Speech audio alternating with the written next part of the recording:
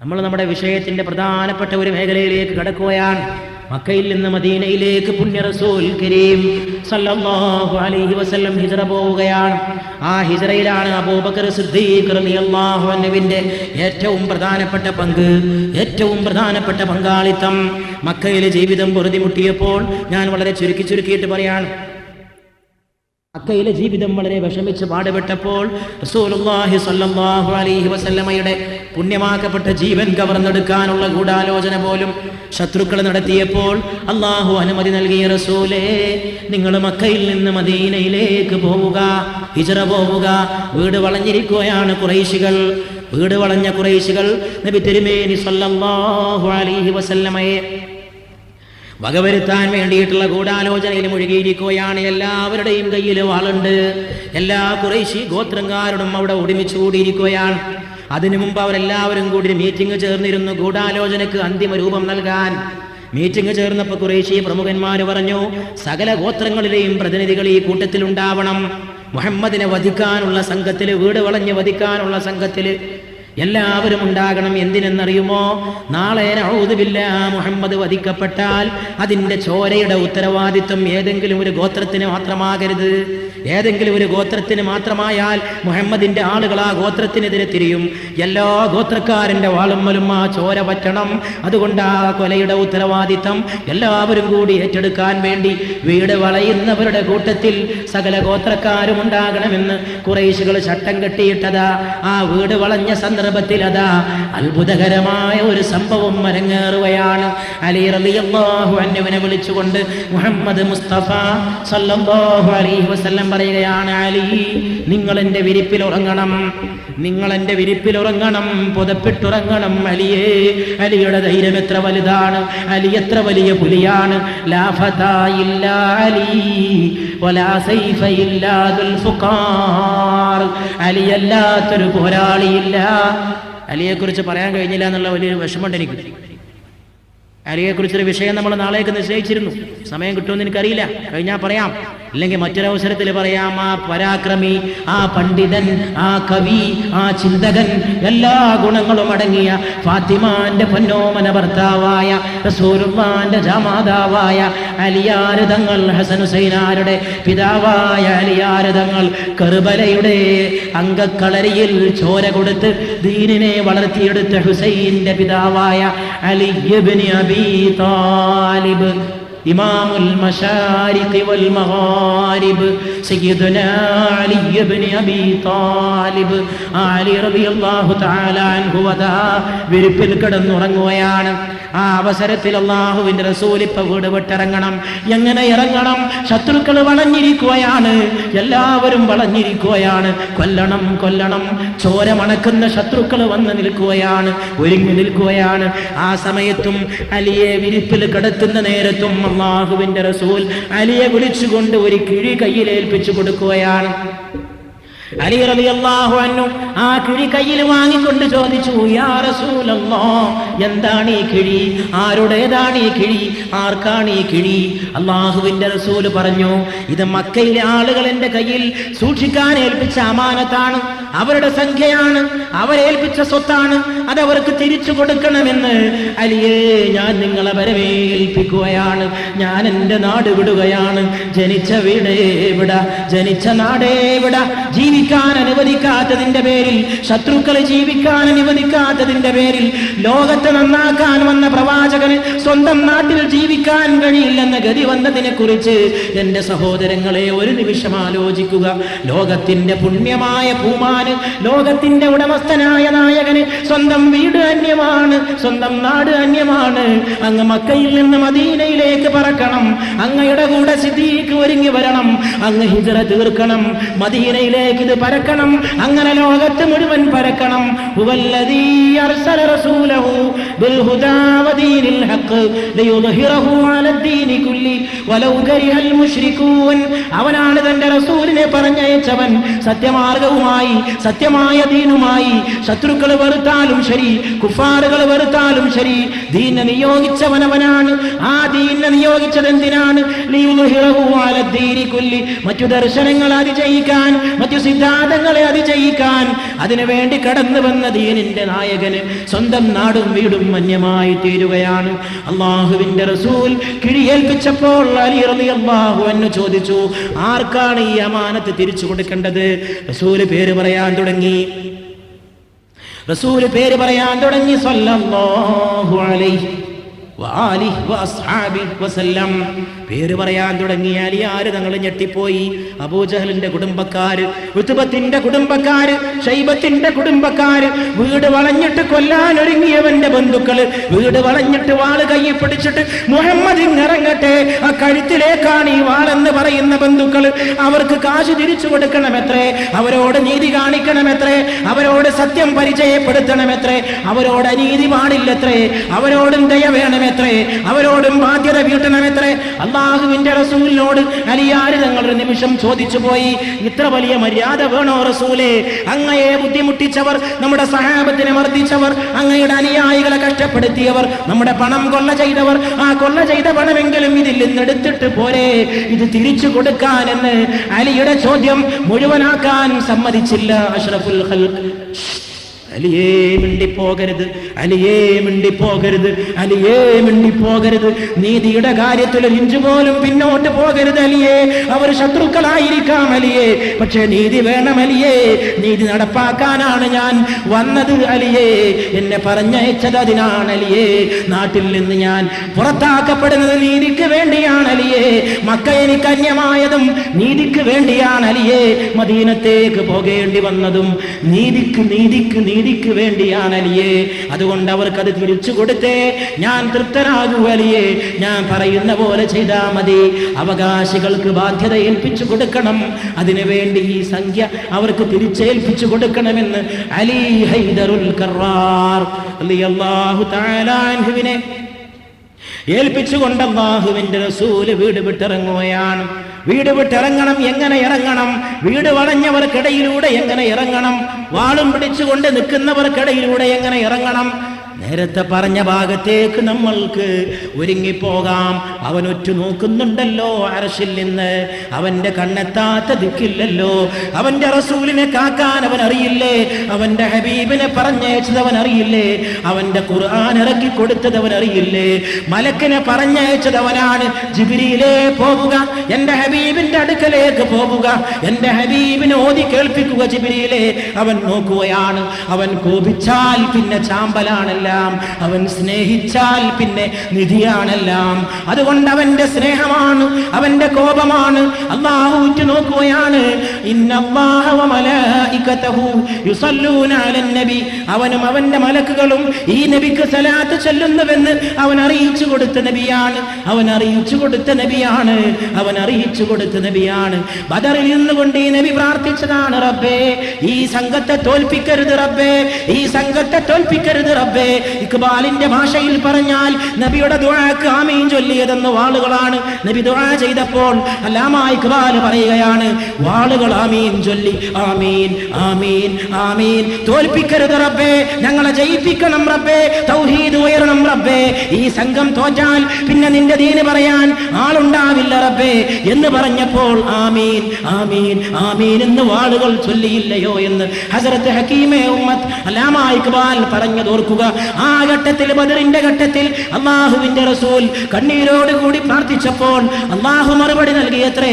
അല്ലാഹു മറുപടി അറിയിച്ചു കൊടുത്തത്രേ, നബിയെ ഞാൻ ആയിരങ്ങളായ മലക്കുകളെ ഭൂമിയിലേക്ക് പറഞ്ഞയക്കുകയാണ് നിങ്ങളെ സഹായിക്കാൻ.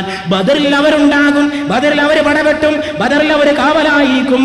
പേടിക്കേണ്ട നബിയേ, ഞാനില്ലേ നബിയേ എന്ന് പറഞ്ഞു. ബദറിന്റെ യുദ്ധക്കളത്തിൽ അബൂജഹൽ കൊല ചെയ്യപ്പെട്ട് കിടക്കുകയാണ്. അബൂജഹൽ കൊല ചെയ്യപ്പെട്ട് കിടക്കുന്നത് കണ്ടിട്ടൊരു സഹാബി പറയുകയാണത്രേ, ഇത് സാധാരണ വെട്ടല്ലല്ലോ, കരിവാളിച്ച വെട്ടാണല്ലോ, ഒരു മനുഷ്യന്റെ വാളുകൊണ്ട് കൊല ചെയ്യപ്പെട്ട കോലമല്ലല്ലോ എന്ന് ആ സഹാബി അത്ഭുതപ്പെട്ട് പറഞ്ഞതിനെ കുറിച്ച് പറയപ്പെടുകയാണ്. മലക്കുകളിൽപ്പെട്ട പ്രമുഖനായ മീകായീൽ അലൈഹിസ്സലാം, മീകായീൽ ഇടിമിന്നലിന്റെ മീകായീൽ, ഇടിമിന്നലിന്റെ മീകായീൽ, മേഘഗർജനത്തിന്റെ മീകായീൽ, ആകാശഗോളങ്ങളിലൂടെ ശബ്ദം മുഴക്കുന്ന കൊടുക്കുന്ന മീകായീലിനെ, ഇടിമിന്നലിന്റെ ഉത്തരവാദിത്തം ഏൽപ്പിക്കപ്പെട്ട മീകായീൽ, ആ മീകായീലിന്റെ വീട്ടിലാണത്രേ അബൂ ജഹൽ ലഅനത്തുല്ലാഹി അലൈഹി കൊല ചെയ്യപ്പെട്ടത് എന്ന് പറയപ്പെടുകയാണ്. അങ്ങനെയുള്ള സംഭവങ്ങൾ എന്തൊക്കെ സഹിച്ചു, എന്തൊക്കെ സംഭവങ്ങൾ കണ്ടു. ആ സംഭവങ്ങളിൽ നിന്ന് പാഠം പഠിച്ചുകൊണ്ട് അല്ലാഹുവിന്റെ റസൂൽ അതാ ആ റസൂലിന് ഇറങ്ങിപ്പോകണം. എന്ത് കാവൽ, ആരുടെ കാവൽ, എങ്ങോട്ട് പോകണമെന്നധികം ചിന്തിക്കേണ്ടി വന്നില്ല. ഷാഹത്തിൽ വുജൂഹ് റസൂലുള്ളാഹി സ്വല്ലല്ലാഹു അലൈഹി വആലിഹി വഅസ്ഹാബിഹി വസല്ലമ വീട്ടിൽ നിന്ന് പുറത്തേക്ക് കിടക്കുകയാണ്. ശത്രുക്കൾക്കിടയിലൂടെ രക്ഷപ്പെട്ടു പോകണം. അതാ കുനിയുന്നു, നബി കുനിയുകയാണ്, നബി കുനിയുകയാണ്. അല്ലാഹുവിന്റെ ഭൂമിയിൽ നിന്നൊരു പിടി മണ്ണ്, വെറും ഒരു പിടി മണ്ണ്, ശത്രുക്കളെ മുഴുവൻ തരണം ചെയ്യാൻ, വലിയ വലിയ കൊലക്കൊമ്പന്മാരെ മുട്ടുകുത്തിക്കാൻ, വാളുകളെ തകർക്കാൻ ആയുധമില്ല, പരിചയില്ല, അമ്പില്ല, പീരങ്കിയില്ല, ഒരു പിടി മണ്ണ്, റബ്ബിന്റെ ഭൂമിയിലെ ഒരു പിടി മണ്ണ്. ആ മണ്ണ് വാരിക്കൊണ്ടെറിഞ്ഞു, അവരുടെ മുഖത്തേക്ക് എറിഞ്ഞു. അതെറിയുമ്പോഴേക്ക് മന്ത്രിച്ചു, ഷാഹത്തിൽ വുജൂഹ്, ഷാഹത്തിൽ വുജൂഹ്, മുഖങ്ങൾ വികൃതമാക്കപ്പെടട്ടെ. ഹുനൈനിൽ വിളിച്ചു പറഞ്ഞ അതേ മന്ത്രം, മുഖങ്ങൾ വികൃതമാക്കപ്പെടട്ടെ, മുഖങ്ങൾ വികൃതമാക്കപ്പെടട്ടെ. പിന്നെ എന്ത് നടന്നു എന്ന് ചോദിക്കരുത്, അല്ലാഹു നടത്തി എന്ന് മാത്രം വിശ്വസിക്കുക. കൂടുകൾക്കിടയിലൂടെ, ശത്രുക്കൾക്കിടയിലൂടെ രാജകുമാരൻ നടന്നുപോയി. ആരും അറിഞ്ഞില്ല, കാറ്റടിച്ച് വീശിയതറിഞ്ഞില്ല, പൂമാരൻ വന്നതറിഞ്ഞില്ല, പുതുമണവാളൻ ഇറങ്ങിപ്പോയതറിഞ്ഞില്ല, രാജകുമാരന്റെ സിംഹാസനം ഒഴിഞ്ഞതറിഞ്ഞില്ല, പരിവർത്തനത്തിന്റെ ഗാനം മുഴക്കപ്പെട്ടതറിഞ്ഞില്ല, വിപ്ലവത്തിന്റെ നാദം മദീനയിലേക്ക് നീങ്ങിയതറിഞ്ഞില്ല, മന്ദമാരുതന്റെ പൂന്തോപ്പിലേക്ക് ഒരു പുതിയ കാറ്റടിച്ച് വീശിയതറിഞ്ഞില്ല, ചരിത്രത്തിന് പുതിയ പുളകം വരാൻ പോണ വിവരം കൊലയാളികൾ അറിഞ്ഞില്ല, കാലത്തിന്റെ വിളിയാളത്തിന് പുതിയ ആമുഖം പകരാൻ വിപ്ലവകാരി മദീനയിലേക്ക് കാലെടുത്ത് വെക്കാൻ പോണ വിവരം അറിഞ്ഞില്ല. ഷാഹത്തിൽ വുജൂഹ്, ഷാഹത്തിൽ വുജൂഹ്, ഷാഹത്തിൽ വുജൂഹ്. ശത്രുക്കളെ, മുഖങ്ങൾ വികൃതമാക്കപ്പെടട്ടെ, മുഖങ്ങൾ കോലം കെട്ടുപോകട്ടെ, മുഖങ്ങളുടെ ഷെയ്പ്പ് പോകട്ടെ, കണ്ണുകൾ അന്ധമാകട്ടെ, ഹൃദയങ്ങൾ അന്ധമാകട്ടെ. ഞാനിതാ പോണ്, പിടിക്കാൻ പറ്റുമെങ്കിൽ പിടിച്ചോ. നിന്റെ ശക്തി എവിടെ, നിന്റെ അധികാരം എവിടെ, നിന്റെ ഘടകങ്ങൾ എവിടെ, നിന്റെ ആയുധ ശക്തി എവിടെ, സമ്പദ് ബലം എവിടെ, സൈനിക ബലം എവിടെ, ആൾ ബലം എവിടെ, തിണ്ണ ബലം എവിടെ, എണ്ണ ബലം എവിടെ? ഞാൻ ഇറങ്ങിപ്പോവുകയാണ്, പിടികൂടാൻ പറ്റുമെങ്കിൽ പിടികൂടുക എന്ന് പറഞ്ഞുകൊണ്ട് മുഹമ്മദ് മുസ്തഫ സല്ലല്ലാഹു അലൈഹി വആലിഹി വഅസ്ഹാബിഹി വസല്ലമ നേരെ സിദ്ദീഖുൽ അക്ബറിന്റെ വീട്ടിലേക്ക്. അവിടെ അതാ നേരത്തെ ഒരുക്കി നിർത്തപ്പെട്ട ഒട്ടകങ്ങൾ.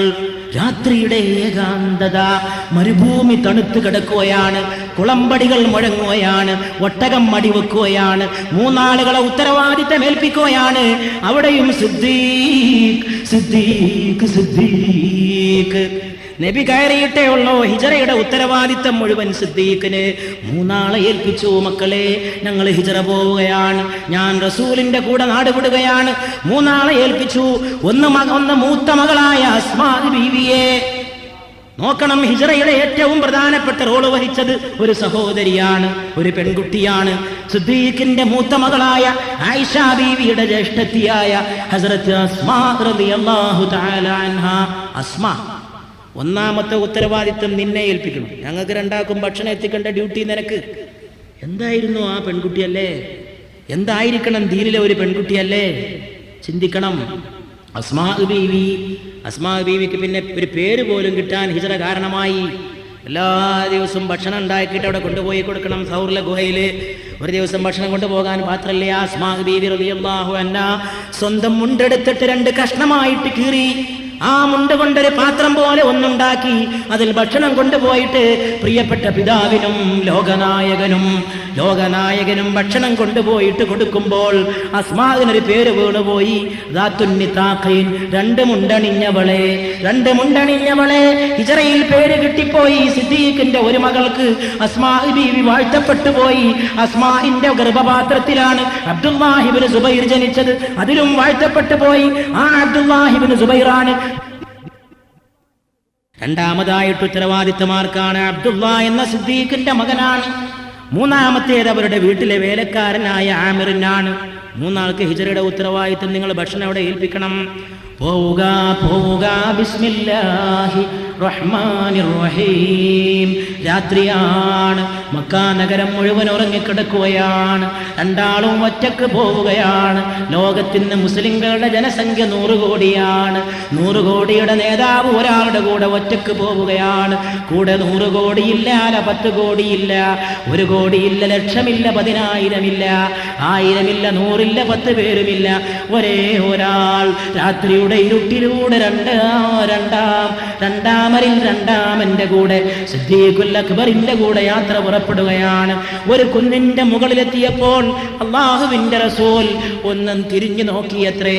കഅബ ശരീഫ്, എന്നെ ജനിപ്പിച്ച മക്ക, ഞാൻ ജനിച്ചു വീണ നാട്, ഞാൻ കളിച്ചു വളർന്ന നാട്, ഞാൻ എല്ലാം അറിഞ്ഞ നാട്.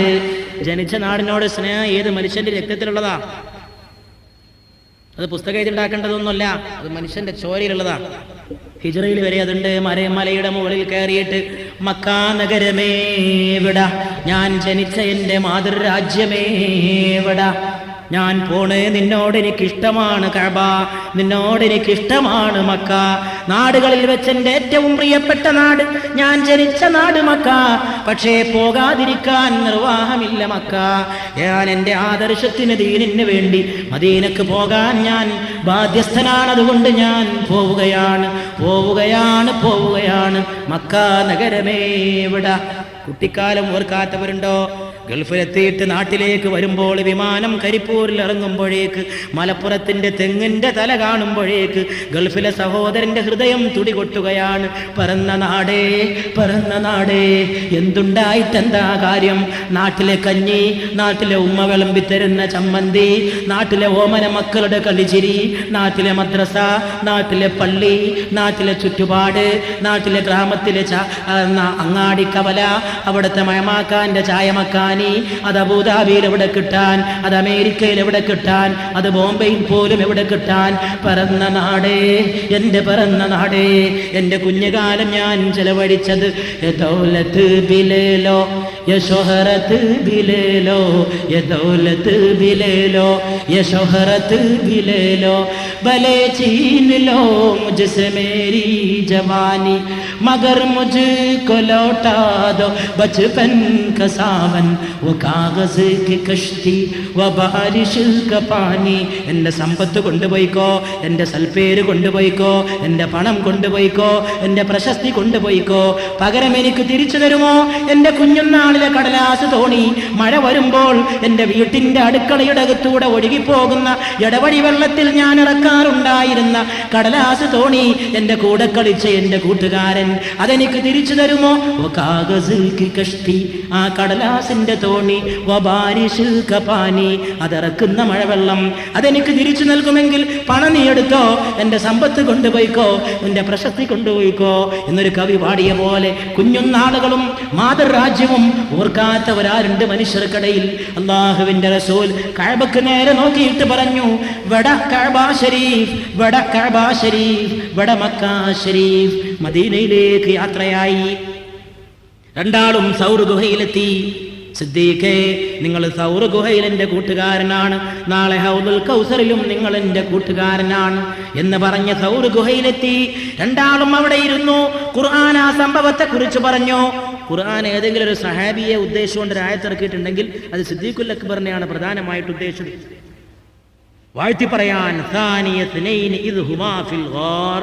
ഗുഹയിലെ രണ്ടാളിൽ രണ്ടാമൻ ഇത് യഖൂലു ലി സാഹിബി, തന്റെ കൂടെയുള്ളവനോട് പറയുന്ന നേരം, ലാ തഹ്സൻ ഇന്നല്ലാഹ മഅനാ, വ്യസനിക്കേണ്ട, അല്ലാഹു നമ്മോടൊപ്പമുണ്ട്.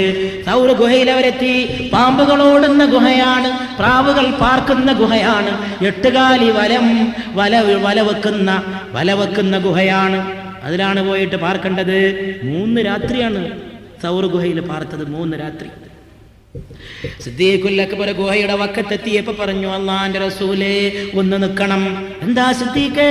ആദ്യം ഞാൻ കയറാം, ആദ്യം ഞാൻ കയറിയിട്ട് അപകടം വല്ലതുമുണ്ടോ എന്ന് പരിശോധിച്ചിട്ട് പുറത്തിറങ്ങിയിട്ട് അങ്ങ് കയറിയാൽ മതി.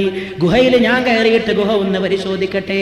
സിദ്ദീഖ് ഗുഹയൊക്കെ കയറി പരിശോധിച്ച ശേഷം പറയുന്നു, വന്നാലും കുനിഞ്ഞു കടന്നാലും രാജകുമാരനെ പാർക്കാൻ ഗുഹയാണ്. കിസ്റയുടെയും കൈസറിന്റെയും രാജാക്കന്മാർ സിംഹാസനത്തിൽ ഉറങ്ങുമ്പോൾ അല്ലാഹു എന്ന ലോകരാജാവിന്റെ പ്രിയപ്പെട്ട ദൂതനായ രാജകുമാരൻ ഗുഹക്കകത്ത് പാർക്കണമെത്രേ. ഇരുട്ടുള്ള ഗുഹയിൽ 3 രാത്രി കഴിഞ്ഞ് കൂടണമെത്രേ. അവിടെ സിദ്ദീഖിന്റെ മടിയിൽ തല ചായ്ക്കണമെത്രേ. മെല്ലെ ഒന്ന് മയങ്ങിപ്പോയി ഉറക്കിൽ, മെല്ലെ ഒന്ന് മയങ്ങിപ്പോയി അല്ലാഹുവിന്റെ റസൂൽ. പാമ്പിനറിയില്ലല്ലോ ഗുഹക്കകത്ത് പാമ്പുണ്ട്, സൗർ ഗുഹയിൽ പാമ്പുണ്ട്. ഇന്നും ഹജ്ജാജികൾക്ക്, ഭാഗ്യമുള്ള ഹജ്ജാജികൾക്ക് സൗർ ഗുഹ കാണുമ്പോൾ ഞെട്ടിത്തെറിക്കുന്നു, കൽബ് അത്ഭുതപ്പെടുകയാണ്. എങ്ങനെ ഈ മല കയറിയവർ, എങ്ങനെ ഈ ഗുഹക്കകത്ത് കയറിയവർ? ഈ ദീനിന്റെ ഒരു സുഖവും ഒരു സൗന്ദര്യവും ഒരു സത്യസന്ധതയല്ലേ? ഇതൊക്കെ ഉണ്ടല്ലോ, ഒന്നും ഭൂമിയിലല്ലേ? ഇത് പഴങ്കഥയല്ലല്ലോ, ഐതിഹ്യമല്ലല്ലോ. ആദ്യം വഹി വന്ന മലയുണ്ട്, ഗുഹയുണ്ട്. ഇന്നും ജബലുർ റഹ്മയിലെ ഹിറാ ഗുഹ, ഹജ്ജിന് പോയിരുന്ന മലയുണ്ടെന്നും മലയുടെ ഗുഹയുണ്ടെന്ന് സൗർ ഗുഹ. ജനിച്ച നാടുണ്ടെന്ന്, ജനിച്ച വീടിന്റെ സ്ഥലം വരെ ഉണ്ടെന്നും ഇപ്പോഴും മക്കത്ത്. വഫാത്തായ സ്ഥലമുണ്ട്, ആയിഷാ ബീവിയുടെ വീട്ടിൽ അവിടെ റൗദാ ഷരീഫ് ഉണ്ട്. എങ്ങനെ ഇതിനൊക്കെ നിഷേധിക്കുക?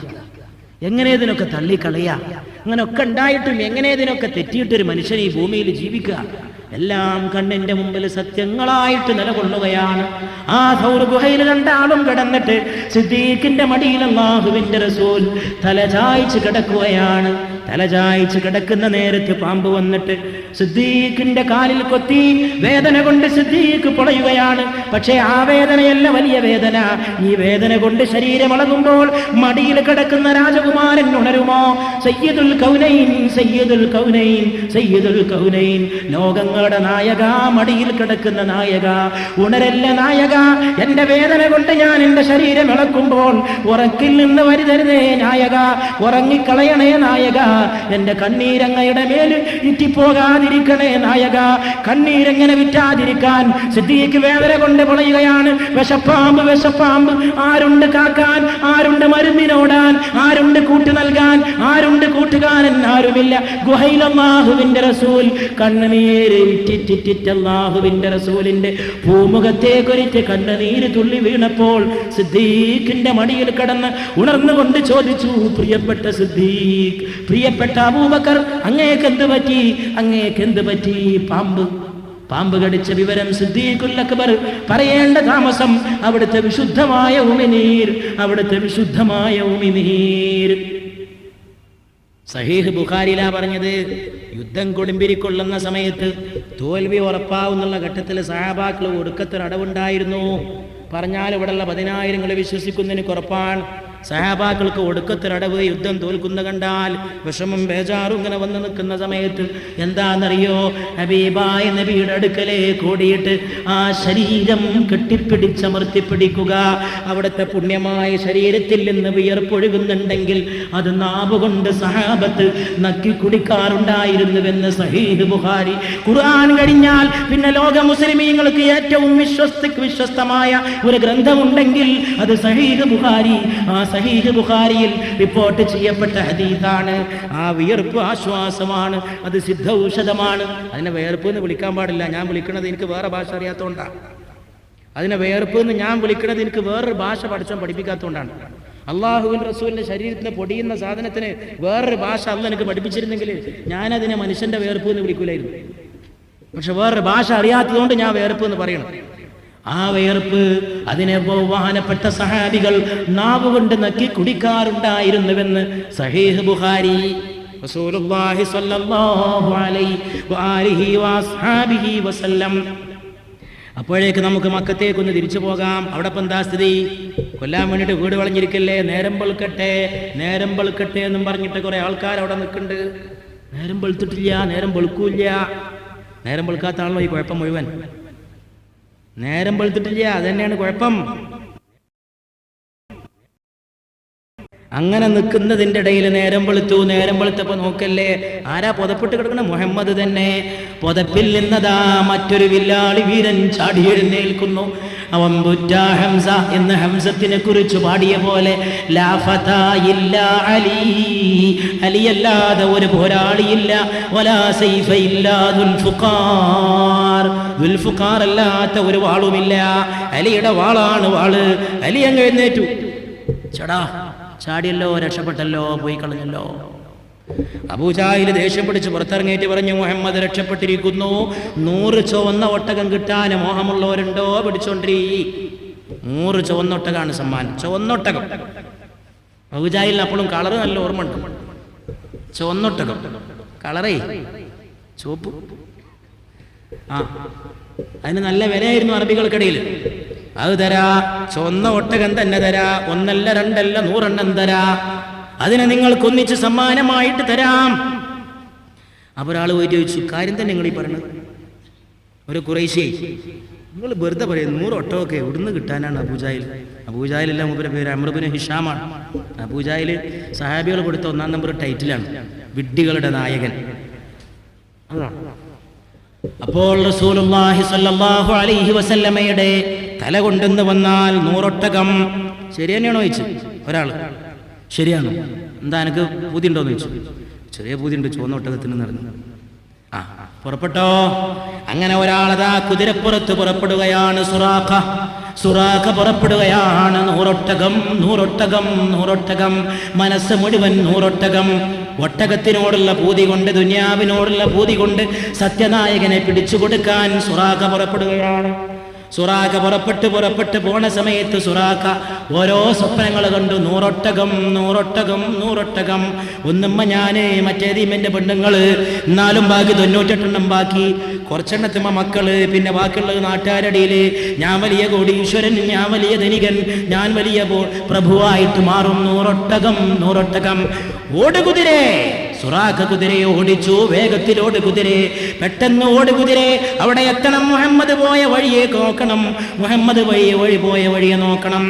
അപ്പൊ 3 കുട്ടികളുണ്ടല്ലോ, 3 ബിരുദന്മാര് പണി ഏൽപ്പിച്ചിട്ടുണ്ട്. ഹിജറയിൽ ഞങ്ങൾ ഗുഹയിലിരിക്കുമ്പോൾ ഞങ്ങൾക്ക് ഭക്ഷണം കൊണ്ടുവന്ന് തരണം, ഞങ്ങളെ നോക്കണം. അബ്ദുള്ള, അബൂബക്കറിന്റെ മകൻ സിദ്ദീഖ് റളിയല്ലാഹു അൻഹു, അസ്മാ ബീവി, ആമിർ എന്ന വേലക്കാരൻ, 3 ആളും കൂടി ഭക്ഷണം കൊണ്ട് പുറപ്പെടുകയാണ്. ഭക്ഷണം കൊണ്ട് പുറപ്പെടുമ്പോൾ 3-ാമനായ അബ്ദുള്ളാന്റെ പണി നടന്നു പോയ എല്ലാവരുടെയും കാൽപ്പാടുകൾ മരുഭൂമിയിൽ മായ്ക്കുകയാണ്. ഒരു കാലെടുത്ത് വെച്ചാൽ എടുത്തു വെച്ച പാട് മായ്ച്ചു, അടുത്ത കാലെടുത്ത് വെച്ചാൽ അതും മായ്ച്ചു. ശത്രുക്കൾക്ക് വഴി കാണാതിരിക്കാൻ, പോയ വഴി മരുഭൂമിയിൽ കണ്ടുപിടിക്കാൻ അടയാളത്തിന് കാൽപ്പാട് മതി. അത് മായ്ച്ചുകൊണ്ട് അബൂബക്കർ സിദ്ദീഖിന്റെ മകൻ അബ്ദുല്ലാ റളിയല്ലാഹു തആല അൻഹുമാ ഈ 3 ആളുകൾ ഗുഹയിലേക്ക് വരികയാണ്. ഭക്ഷണം അങ്ങനെ ഇടക്കെത്തിക്കൊണ്ടിരിക്കുന്നു. അവർ ഭക്ഷണം കഴിക്കുന്നു. അതിനിടയിൽ സുറാഖ പുറപ്പെട്ടിട്ടതാ ഹിറാ ഗുഹയുടെ വക്കത്തൂടെ ശത്രുക്കൾ പോകുന്നതായിട്ട് സിദ്ദീഖ് കാണുകയാണ്. ഗുഹയുടെ വക്കത്തൂടെ കാൽപ്പാടുകൾ. അപ്പൊ സുറാഖ് എത്തിയിട്ടില്ല, മറ്റു ശത്രുക്കളാണ്. അള്ളാഹുവിന്റെ റസൂൽ ചോദിച്ചു, റസൂലിനോട് സിദ്ദീഖ് ചോദിച്ചു, അവര് നമ്മളെ പിടിക്കുവോ? എന്നെ പിടിക്കുമോ എന്ന വിചാരമല്ല, ഈ വിളക്ക് അണഞ്ഞു പോകുമോ? ഇത് വിളക്കാണ്, സിറാജും മുനീർ. ഇത് ലോകത്തിന്റെ വിളക്കാണ്, ഇത് കത്തിത്തിളങ്ങേണ്ട വിളക്കാണ്. ഇത് അണഞ്ഞു പോകുമോ? സിദ്ദീഖുൽ അക്ബർ ബേജാറായിട്ട് ചോദിച്ചു, അവർ നമ്മെ പിടിക്കുമോ? അപ്പോഴുണ്ട് ഒന്നും സംഭവിക്കാത്ത മട്ടിൽ പറയണ രാജകുമാരൻ, ലാ തഹ്സൻ ഇന്നല്ലാഹ മഅനാ, വിഷമിക്കണ്ട.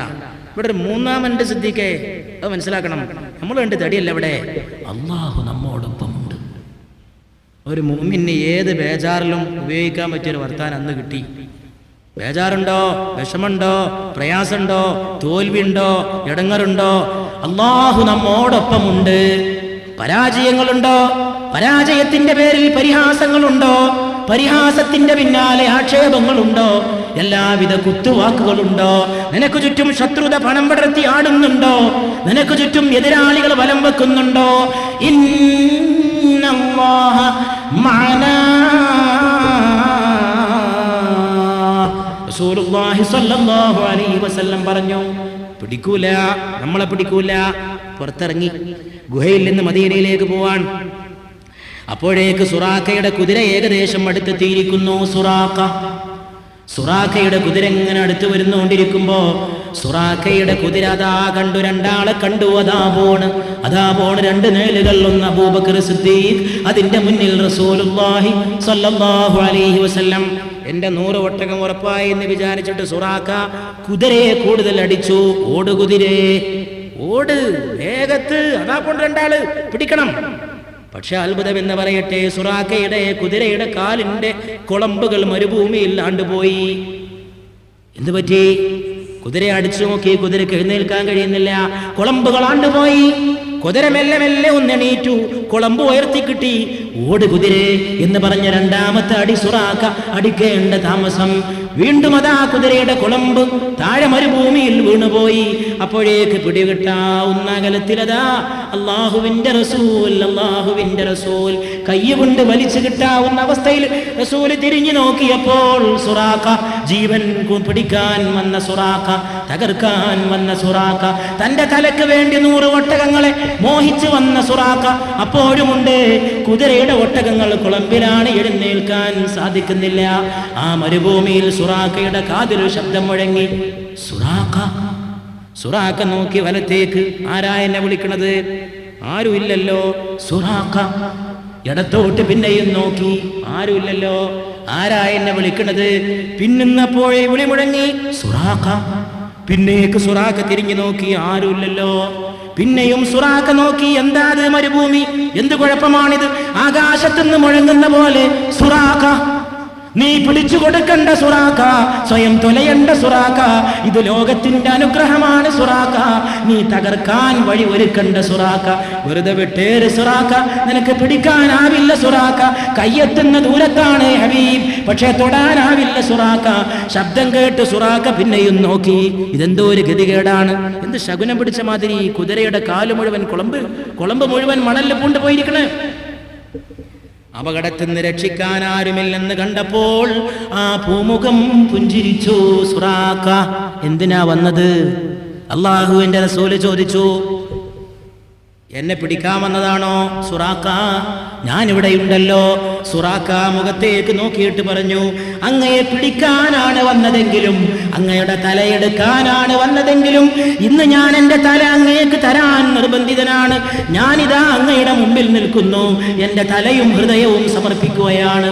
അശ്ഹദു അല്ലാ ഇലാഹ ഇല്ലല്ലാഹ് വ അശ്ഹദു അന്നക റസൂലുള്ളാഹ്. സുറാഖ ഒരു സത്യം ചെയ്തു, ഞാനിതാ പോണേ, ഒരൊറ്റ കുട്ടിയോട് ഞാൻ പറയൂല, അങ്ങയെ കണ്ട വിവരം പറയൂല. സുറാഖ തിരിച്ചു വരുമ്പോ 100 ഒട്ടകങ്ങളെ മോഹിച്ച് മറ്റു പലരെയും കണ്ടു. ചോദിച്ചു, രണ്ടാള് പോണത് കണ്ടോ? ഏയ്, ഞാൻ രണ്ടാളൊന്നും കണ്ടിട്ടില്ല. സുറാഖ പറഞ്ഞു, പിടിക്കാൻ പോയ ആള് 100 ഒട്ടകത്തെ, ചുവന്ന ഒട്ടകത്തെ മോഹിച്ചു പോയ ആള് പറഞ്ഞു, ഞാൻ കണ്ടില്ല. അപ്പോഴേക്ക് ഖുറൈശികൾ ഒരു വീടിന്റെ അടുത്തെത്തി. ആ വീട്ടിന്റെ അടുത്തെത്തിയിട്ട് ആ വീട്ടിലെ ഒരു സ്ത്രീ പുറത്തിറങ്ങിയിട്ട് ജോലി ചെയ്യുന്നു. ആ സ്ത്രീയോട് ചോദിച്ചു, ഈ വഴിക്ക് രണ്ടാള് പോയോ? 100 ഒട്ടകത്തെ മോഹിച്ചുകൊണ്ട് അവർ ചോദിച്ചു, ഈ വഴിക്ക് രണ്ടാള് പോയോ? ആ സ്ത്രീ പറഞ്ഞു, ഞാനങ്ങനെ രണ്ടാള് പോയതൊന്നും ഓർക്കുന്നില്ല. അപ്പൊ വീട്ടിന്റെ അകത്തുനിന്ന് ഒരു പെൺകുട്ടി ഓടി വന്നിട്ട് പറഞ്ഞു, രണ്ടാള് പോയി. എന്താണ് അവരുടെ അടയാളം? വല്ലതും പറയാനുണ്ടോ? എന്തിനാ അവരിവിടെ വന്നത്? അത് ദാഹിച്ചിട്ടവര് പാല് കുടിക്കാൻ വന്നിരുന്നു. രണ്ടാള് അതിവഴി യാത്രക്കാർ. ഖുറൈശികളായ കിങ്കരന്മാര് ചോദിച്ചു, എന്താണ് കുട്ടി ആ 2 പേരുടെ അടയാളങ്ങൾ? പെൺകുട്ടി അങ്ങ് പറയാൻ തുടങ്ങി. പറയാം, ഒന്നാമത്തെ ആളുണ്ടല്ലോ, ചൊങ്കൻ, സുന്ദരൻ, ലോകസുന്ദരൻ, വല്ലാത്ത മുഖമാണ്, വല്ലാത്ത കവൾത്തടമാണ്, വല്ലാത്ത കണ്ണഞ്ചിപ്പിക്കുന്ന മുഖമാണ്, എന്തോ ഒരാകർഷണമാണ്, കണ്ടാൽ നോക്കി നിൽക്കുന്ന സൗന്ദര്യമാണ്. ഈ മസ്ജിദിന് പേരിട്ട ഹസ്രത്ത് മുജദ്ദിദ് അൽ-ഫദാനി റഹ്മത്തുള്ളാഹി അലൈഹി തന്റെ മക്തൂബാത്ത് എന്ന കിതാബിൽ പറഞ്ഞു, അല്ലാഹു ലോകത്തിന്റെ സൗന്ദര്യം മുഴുവൻ ഓഹരി വെച്ചപ്പോൾ അതിന് 2ആക്കി പകുത്തു. പലരും വിചാരിച്ചത് യൂസുഫിന് കൂടുതൽ സൗന്ദര്യം കൊടുത്തുവെന്നാണ്, യൂസുഫ് നബി അലൈഹിസ്സലാമിനെ. പക്ഷേ മുജദ്ദിദ് പറയുകയാണ്, ഇമാം റബ്ബാനി പറയുകയാണ്, ശൈഖ് അഹ്മദ് സർഹിന്ദി പറയുകയാണ്, റഹിമഹുല്ലാഹ് വറവഹല്ലാഹു റൂഹഹു വനവറല്ലാഹു ദരീഹഹു വഅഫാദല്ലാഹു അലൈനാ മിൻ ഫുയൂദാതി. ആ മഹാനുഭാവൻ രേഖപ്പെടുത്തുകയാണ്, അല്ലാഹു ലോക സൗന്ദര്യം ഓഹരി വെച്ചപ്പോൾ ആകെയുള്ള ലോക സൗന്ദര്യത്തെ 2 പകുതിയാക്കി. അതിലെ ഒരു പകുതി എടുത്തിട്ട് പിന്നെയും 2 പകുതിയാക്കി. അതിലെ ഒരു പകുതി, അതായത് ആകെയുള്ള സൗന്ദര്യത്തിന്റെ കാൽഭാഗം യൂസുഫിന് കൊടുത്തു അലൈഹിസ്സലാത്തു വസ്സലാം. ബാക്കിയുള്ള കാൽഭാഗം ലോകത്തുള്ള മുഴുവൻ ആൾക്കാർക്കും കൂടി കൊടുത്തു. അപ്പൊ ലോകത്തുള്ള മുഴുവൻ ആളുകൾക്കും കൂടി കൊടുത്ത സൗന്ദര്യമാണ് യൂസുഫിന് കൊടുത്തത് അലൈഹിസ്സലാത്തു വസ്സലാം. പക്ഷെ അവിടെ ഒരു മുഴുവൻ പകുതി ബാക്കിയുണ്ടല്ലോ. യൂസുഫിനുള്ള സൗന്ദര്യവും ലോകത്തുള്ള മുഴുവൻ ആളുകൾക്കും കൊടുത്ത സൗന്ദര്യവും കൂടി കൂട്ടിയാൽ കിട്ടുന്ന ഒരു മുഴുവൻ പാതി, ആ മുഴുവൻ പാതി അല്ലാഹു എൻ്റെ ഹബീബിന് നൽകി, മുഹമ്മദ് മുസ്തഫ സ്വല്ലല്ലാഹു അലൈഹി വസല്ലമക്ക് നൽകി എന്ന് ഇമാമെ റബ്ബാനി എഴുതി വെച്ചിരിക്കുകയാണ്. സംശയമുണ്ടോ? സഹാബാക്കൾ കണ്ടവര് പറഞ്ഞില്ലേ മുഖത്തേക്ക് നോക്കാൻ പറ്റൂലായിരുന്നാ പറഞ്ഞത്. അതിലും വലിയ തെളിവ് വേറെ വേണോ? വെളിച്ചം കൊണ്ടേ തല താഴ്ത്തി പോകും കുറച്ച് കഴിഞ്ഞാൽ. വെളിച്ചം വെളിച്ചം. ഹിന്ദ് ബിൻ അബീഹാല പറഞ്ഞു, ഒരു ദിവസം രാത്രി ആകാശത്ത് ചന്ദ്രനുണ്ട്, ഭൂമിയിൽ റസൂലുണ്ട്, മാറിപ്പോയി. ഏതാ ചന്ദ്രൻ? പിന്നെ അല്പം വട്ടം കുറവാണ് ആ മുഖത്തിന്, ചന്ദ്രൻ പൂർണ്ണ വട്ട. അത് കണ്ടിട്ടാ തിരിച്ചറിഞ്ഞത് തിളക്കമാണ്. ഇമാം ഖുർത്തുബി റഹിമഹുല്ലാ പറഞ്ഞത് ആ വെളിച്ചം വല്ലാത്ത വെളിച്ചമാണ്. അല്ലാഹു ആ സൗന്ദര്യം മുഴുവൻ ലോകർക്ക് കാണിച്ചു കൊടുത്തിട്ടില്ല. കാണിച്ചു കൊടുത്താൽ കാണാൻ കഴിയില്ല. ഭൂമിയിലെ കണ്ണുകൊണ്ട് ആ പെൺകുട്ടി തന്നെ പറയട്ടെ വല്ലാത്ത സൗന്ദര്യമാണ് കാണാൻ. പക്ഷേ പിന്നെന്താ അടയാളം? പിന്നെ പറയാം ആ ആളുടെ അടയാളം എന്തോ ഒരു സുന്ദരമായ സംസാരമാണ്. വാക്കുകൾ ഇങ്ങനെ ഒഴുകുകയാണ് മണിമണി പോലെ. പക്ഷേ ഞാൻ പ്രത്യേകമായി ശ്രദ്ധിച്ചു എന്ന് പറയാം. ഈ പെൺകുട്ടി വിളിച്ചു പറയുകയാണ്. വല്ലാത്ത ഒരു പ്രത്യേകത ഞാൻ ശ്രദ്ധിച്ചു. ഒരു വാക്ക് മൊഴിഞ്ഞിട്ടേ അടുത്ത വാക്ക് മൊഴിയൂ. സംസാരിക്കുമ്പോൾ പിടപെടാന്നിട്ട് പോലെ ഒരു വാക്ക് മൊഴിഞ്ഞിട്ട് അടുത്ത വാക്ക്, വാക്കിന്റെ പിന്നാലെ വാക്ക്, വചനത്തിന്റെ പിന്നാലെ വചനം, മുത്തിന്റെ പിന്നാലെ മുത്ത്. അതാണ് ആ സ്വഭാവം എന്ന് പറയേണ്ട താമസം. ഖുറൈശി വിളിച്ചു പറഞ്ഞു, അത് മുഹമ്മദ് തന്നെ, മുഹമ്മദ് തന്നെ, മുഹമ്മദ് തന്നെ. അത്ര സുന്ദരമായിട്ട് സംസാരിക്കാൻ കഴിയുന്ന ഒരറബി ഞങ്ങൾക്കിടയിൽ മുഹമ്മദ് അല്ലാതെ ആരും ജനിച്ചിട്ടില്ല. മുന്തഖബ് കർക്കേ നബീനെ അപ്നി ഹിജ്റത്ത് കാ റഫീഖ്, मुंतखब करके नबी ने अपने हिजरत का रफीक कह दिया गोया सिद्दीक से बेहतर नहीं. ഹിജ്റയിൽ കൂടെ പോയ സിദ്ദീഖിനേക്കാൾ മറ്റാരും ഉത്തമനില്ല. കിസ്നെ സമझा था बजुज़ उसके नबूवत का मजाज गुलशने इस्लाम में उसका जैसा दीदवर नहीं था. वही त्योहार में जब कह रहे थे ये नबी रब हमारे साथ है, सिद्दीक कोई डर नहीं, सिद्दीक कोई डर नहीं, सिद्दीक कोई डर नहीं. सल्लल्लाहु अला मुहम्मद सल्लल्लाहु अलैहि वसल्लम, सल्लल्लाहु अला मुहम्मद सल्लल्लाहु अलैहि वसल्लम. अल्लाहुम्मा सल्लि अला मुहम्मद या रब्बി സല്ലി അലൈഹി വസല്ലം. കഴിഞ്ഞ ദിവസങ്ങളിൽ നമ്മൾ ഒന്നടങ്കം അല്ലാഹുവെ സ്തുതിച്ച പോലെ ഈ അവസാന ദിവസത്തിൽ ഒരുപാട് വട്ടം സ്തുതിക്കുക. പറയാനിടയാക്കിയതിന്, കേൾക്കാനിടയാക്കിയതിന്, കൂടാനിടയാക്കിയതിന്, ദുആക്ക് ആമീൻ ചൊല്ലാനിടയാക്കിയതിന് റബ്ബേ അല്ലാഹുവേ നീ സർവശക്തൻ, അല്ലാഹുവേ നീ സർവജ്ഞൻ, അല്ലാഹുവേ നിന്റേതാണെല്ലാം തമ്പുരാനെ. കബ് സേ ഖടി ഹും യാ റബ്ബ് ഉമീദ് കേ സഹാരെ, കബ് സേ ഖടി ഹും യാ റബ്ബ് ഉമീദ് കേ സഹാരെ. യേ ദിൽ ന ജാനെ മേനെ കിസ് തരഹ് സേ പുകാരെ. ഏതൊക്കെ രീതിയിലാണ് നിന്നെ വിളിച്ചത്, ഏതൊക്കെ പേരിട്ടിട്ടാണ് നിന്നെ വിളിച്ചത് റബ്ബേ. അല്ലാഹുവേ നിന്നെ വിളിച്ചത് എങ്ങനെയാണ് റബ്ബേ? നീ ദുഃഖ കൊടുങ്കാറ്റിൽ ആശ്വാസത്തിന്റെ അത്താണി തന്നവനല്ലയോ റബ്ബേ? ഉപജീവനത്തിന്റെ വഴി മുട്ടിയപ്പോൾ സഹായഹസ്തം കാട്ടിയത് നീയാണ് റബ്ബേ, സഹായം കാണിച്ചത് നീയാണ് റബ്ബേ. മരണത്തിന്റെ വിരഹത്തിന്റെ ദുഃഖത്തിൽ നീയാണ് ഞങ്ങൾക്ക് അത്താണി സൃഷ്ടിച്ചു തന്നത് റബ്ബേ. നീയാണ് ഞങ്ങൾക്ക് ആശ്വാസത്തിന്റെ മന്ത്രമോദി തന്നത് റബ്ബേ. പ്രിയപ്പെട്ടവർ മരണപ്പെട്ടു പോയപ്പോൾ ഞങ്ങൾ വിചാരിച്ചു ഞങ്ങളുടെ ജീവിതം അവസാനിക്കുമെന്ന്. അവരില്ലാതെ ഞങ്ങൾക്ക് എങ്ങനെ ജീവിതം മുന്നോട്ട് പോകാൻ കഴിയുമെന്ന് നീ ഞങ്ങളെ ആശ്വസിപ്പിച്ചു. എല്ലാം മരിക്കുന്നതാണ്, നിങ്ങളും മരിച്ചു പോകുന്നതാണ്. ഇന്നക മയ്യിത്തുൻ വ ഇന്നഹും മയ്യിത്തൂൻ. നീ എല്ലാറ്റിലും ഞങ്ങൾക്ക് ആലംബമായവനാണ് റബ്ബേ. നിന്റെ വിചാരം ഒരാളുടെ കൽബിൽ കടന്നാൽ അത് സൃഷ്ടിക്കുന്നത് മഹാത്ഭുതങ്ങളാണ് തമ്പുരാനെ. ഞങ്ങൾ കേട്ടിരിക്കുന്നു തമ്പുരാനെ. ഒരു സൂഫി ഇന്ത്യ രാജ്യത്ത് ജീവിച്ചത് ഞങ്ങൾ കേട്ടിരിക്കുന്നു റബ്ബേ. ആ സൂഫി ആ കാലഘട്ടത്തിലെ രാജാവിന്റെ ക്ഷണപ്രകാരം ഒരു സദസ്സിലേക്ക് കടന്നു വന്നത് ഞങ്ങൾ ഓർക്കുന്നു റബ്ബേ. ഇന്ത്യ ചരിത്രത്തിലെ മുഹമ്മദ് ബിൻ തുഗ്ലക്കിന്റെ കൊട്ടാരത്തിലേക്ക് ആ സൂഫി കടന്നു വന്നത് ഞങ്ങൾ ഓർക്കുകയാണ് റബ്ബേ. ശൈഖ് ഖുതുബുദ്ദീൻ മുനവ്വർ തന്റെ മകനായ നൂറുദ്ദീന്റെ കൂടെ ആ സദസ്സിലേക്ക് കടന്നു വന്നത് ഞങ്ങൾ ഓർക്കുന്നു റബ്ബേ. രാജാവ് സിംഹാസനത്തിൽ ഇരിക്കുകയാണ്, പെണ്ണുങ്ങൾ വെഞ്ചാമരം വീശുകയാണ്, രാജകിങ്കരന്മാർ കാത്തു നിൽക്കുകയാണ്. സൂഫി കണ്ടപ്പോൾ തന്നെ വിളിച്ചു പറഞ്ഞത്രേ,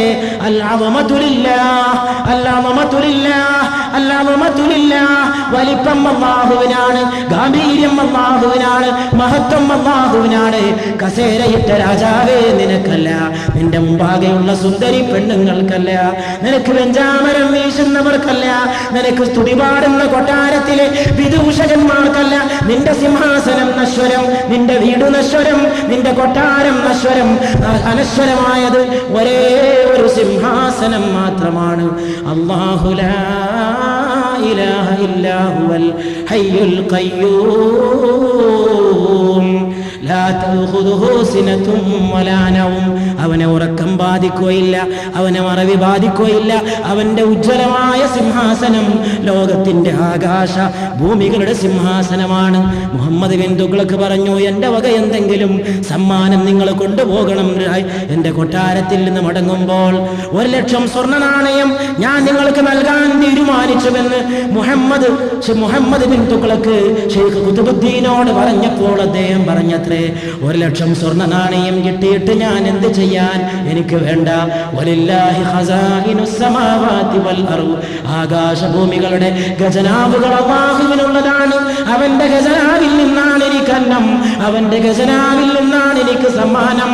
നിങ്ങളുടെ സമ്മാനം വേണ്ട, എന്തെങ്കിലും ഒന്ന് സ്വീകരിക്കണമെന്ന് മുഹമ്മദ് ബിൻ തുഗ്ലക്ക് നിർബന്ധം പിടിച്ചപ്പോൾ 2000 സ്വീകരിക്കണമെന്ന് പറഞ്ഞപ്പോൾ അതിങ്ങ് താ എന്ന് പറഞ്ഞ് കൈകാട്ടി വാങ്ങിയ സൂഫി കൊട്ടാരം വിട്ടിറങ്ങിപ്പോകുമ്പോൾ കൊട്ടാരത്തിന്റെ പടിക്കൽ കാത്തു നിൽക്കുന്ന വേലക്കാർക്ക്, ഫക്കീറന്മാർക്ക് 2000 ദാനം ചെയ്തുകൊണ്ട് പറഞ്ഞത്രേ, റബ്ബിന്റെ ഖജനാവുകൾ നിറയട്ടെ, അവൻ തന്നത് നിങ്ങൾക്കുള്ളതാണ്, അവന്റെ എല്ലാം നിങ്ങൾക്ക് അർപ്പിക്കപ്പെട്ടിരിക്കുകയാണ്. വലില്ലാഹി ഖസാഇനുസ് സമാവാതി വൽ അർദ്. അല്ലാഹുവിനാണ് ആകാശഭൂമികളുടെ സകല ഖജനാവുകളും. ഇന്ത്യ രാജ്യത്തിലെ മറ്റൊരു സൂഫി ജീവിച്ചിരുന്നു ഡൽഹിയിൽ. ഹസ്രത്ത് ശംസുല്ലാ മസ്ഹർ ഹസീബ് ജാനാൻ ഖദ്ദസല്ലാഹു സിർറഹുൽ അസീസ്. അദ്ദേഹത്തിന്റെ ജീവിതകാലത്ത് ഡൽഹി ഭരിച്ചിരുന്ന ചക്രവർത്തിക്ക് ഇദ്ദേഹത്തോട് വലിയ ബഹുമാനം തോന്നിയപ്പോൾ, സ്നേഹവും ബഹുമാനവും അതിര് കടന്നപ്പോൾ അദ്ദേഹം പറഞ്ഞു, എന്റെ രാജ്യത്തിന്റെ ഒരു ഓഹരി ബഹുമാനപ്പെട്ട സൂഫി നിങ്ങളെടുക്കുക. മസ്ഹർ ജാനാൻ അദ്ദേഹം ജമാ മസ്ജിദിന്റെ തൊട്ടപ്പുറത്ത് അന്ത്യവിശ്രമം കൊള്ളുന്നു. ഈ വിനീതൻ അവിടെ കടന്നു ചെന്ന് ഫാത്തിഹ ഓതിയത് എന്റെ സഹോദരങ്ങളുടെ മുമ്പാകെ അഭിമാനത്തോടെ ഓർത്തു പറയുകയാണ്. അല്ലാഹു മഹത്തുക്കളുടെ കാൽപ്പാടുകളിൽ നമ്മെ ഉറപ്പിച്ചു നിർത്തുമാറാകട്ടെ. മസ്ഹർ ജാനാനോട് രാജ്യം ഭരിക്കുന്ന ചക്രവർത്തി പറഞ്ഞു, എന്റെ വിശാലമായ രാജ്യത്തിന്റെ ഒരു ഭാഗം നിങ്ങൾ എടുത്തുകൊണ്ടു പോവുക. മസ്ഹർ മറുപടി പറയുകയാണ്, ഖുർആനിൽ ഞാൻ കണ്ടിരിക്കുന്നു, ഖുൽ മതാഉദ് ദുനിയാ ഖലീൽ. നബിയെ അങ്ങ് പറയുക, ഈ ദുനിയാവിന്റെ വിഭവങ്ങൾ നിസ്സാരമാണ്, ഇവിടുത്തെ രാജ്യം നിസ്സാരമാണ്, ഇവിടുത്തെ ജനം നിസ്സാരമാണ്, ഇവിടുത്തെ വാസസ്ഥാനം നിസ്സാരമാണ്. ആ നിസ്സാരമായ രാജ്യത്തിന്റെ, നിസ്സാരമായ ലോകം തന്നെ നിസ്സാരമാണെങ്കിൽ അതിന്റെ നിസ്സാരത്തിന്റെ ഒരു പൊട്ടാണ് ഇന്ത്യ. ആ ഇന്ത്യയിലെ ഒരു പൊട്ടാണ് നിങ്ങളുടെ കയ്യിലുള്ള ഭരണകൂടം, അതിന്റെ ഒരു പൊട്ടാണ് നിങ്ങൾ ഭരിക്കുന്നത്. അതിന്റെ ഒരു പൊട്ടെനിക്ക് തന്നിട്ട് എന്ത് കാര്യം? എനിക്ക് എന്റെ രാജാവായ റബ്ബുൽ ഇസ്സത്തിന്റെ വലിയ സിംഹാസനത്തിന്റെ അടിയിൽ ഒരണുവായിട്ട് കഴിഞ്ഞാൽ മതി എന്ന് ഹസ്രത്ത് സയ്യിദുനാ ഹബീബുല്ലാഹ് ഷഹീദ് മസ്ഹർ ജാനാൻ ഖദ്ദസല്ലാഹു സിർറഹുൽ അസീസ്. അല്ലാഹുവേ, നിന്റെ വിചാരം മനസ്സിലേക്ക് കടന്നാൽ അങ്ങനെയാണ്, നിന്റെ വിചാരം മനസ്സിലേക്ക് കടന്നാൽ അങ്ങനെയാണ്. നിന്റെ വിചാരം മനസ്സിലേക്ക് കടന്നാൽ, നിന്നെ ഭയപ്പെട്ടു പോയാൽ നിന്റെ ഭയത്തിൽ നിന്ന് രക്ഷപ്പെടാൻ ആർക്കും കഴിഞ്ഞില്ല റബ്ബേ. നിന്റെ ഹബീബായ നബി പോലും നിന്നെ ഓർത്തോർത്ത് കരഞ്ഞത് ഞങ്ങൾ ഓർക്കുന്നു റബ്ബേ. ഒരു ദിവസം സൂര്യന് ഗ്രഹണം ബാധിച്ചപ്പോൾ നിന്റെ ഹബീബ് എത്ര അസ്വസ്ഥനായെന്ന് ഞങ്ങൾ ചരിത്ര ഗ്രന്ഥങ്ങളിൽ നിന്ന് പഠിക്കുന്നു റബ്ബേ. ഞങ്ങൾ ചരിത്ര ഗ്രന്ഥങ്ങളിൽ നിന്ന് പഠിക്കുന്നു റബ്ബേ, സൂര്യന് ഗ്രഹണമുണ്ടായതിൽ നിന്റെ റബ്ബ് എന്തിനാണ് നിന്റെ ഹബീബ് എന്തിനാണ് സ്വാസ്ഥ്യം കൊണ്ടത്? സൂര്യന് ഗ്രഹണം വന്നപ്പോൾ ഭൂമിയിൽ ഇരുട്ട് മൂടിയ പോലെ തോന്നുകയാണ്, ഇരുട്ടെങ്ങും വ്യാപിക്കുകയാണ്.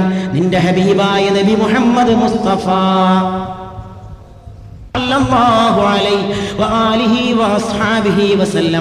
സൂര്യഗ്രഹണമുണ്ടായപ്പോൾ അതാ വീട് വിട്ടിറങ്ങിക്കൊണ്ട് മൈതാനത്തേക്ക് കടന്നു പോയത്രേ. സഹാബികൾ പിന്നാലെ പോയത്രേ. ആ സഹാബികൾ കൂടി നിൽക്കുന്ന സമയത്ത് റസൂല് നിസ്കാരത്തിന് ആരംഭം കുറിച്ചത്രേ. ഹദീസിൽ റിവായത്ത് ചെയ്തിരിക്കുകയാണ് സഹാബികൾ.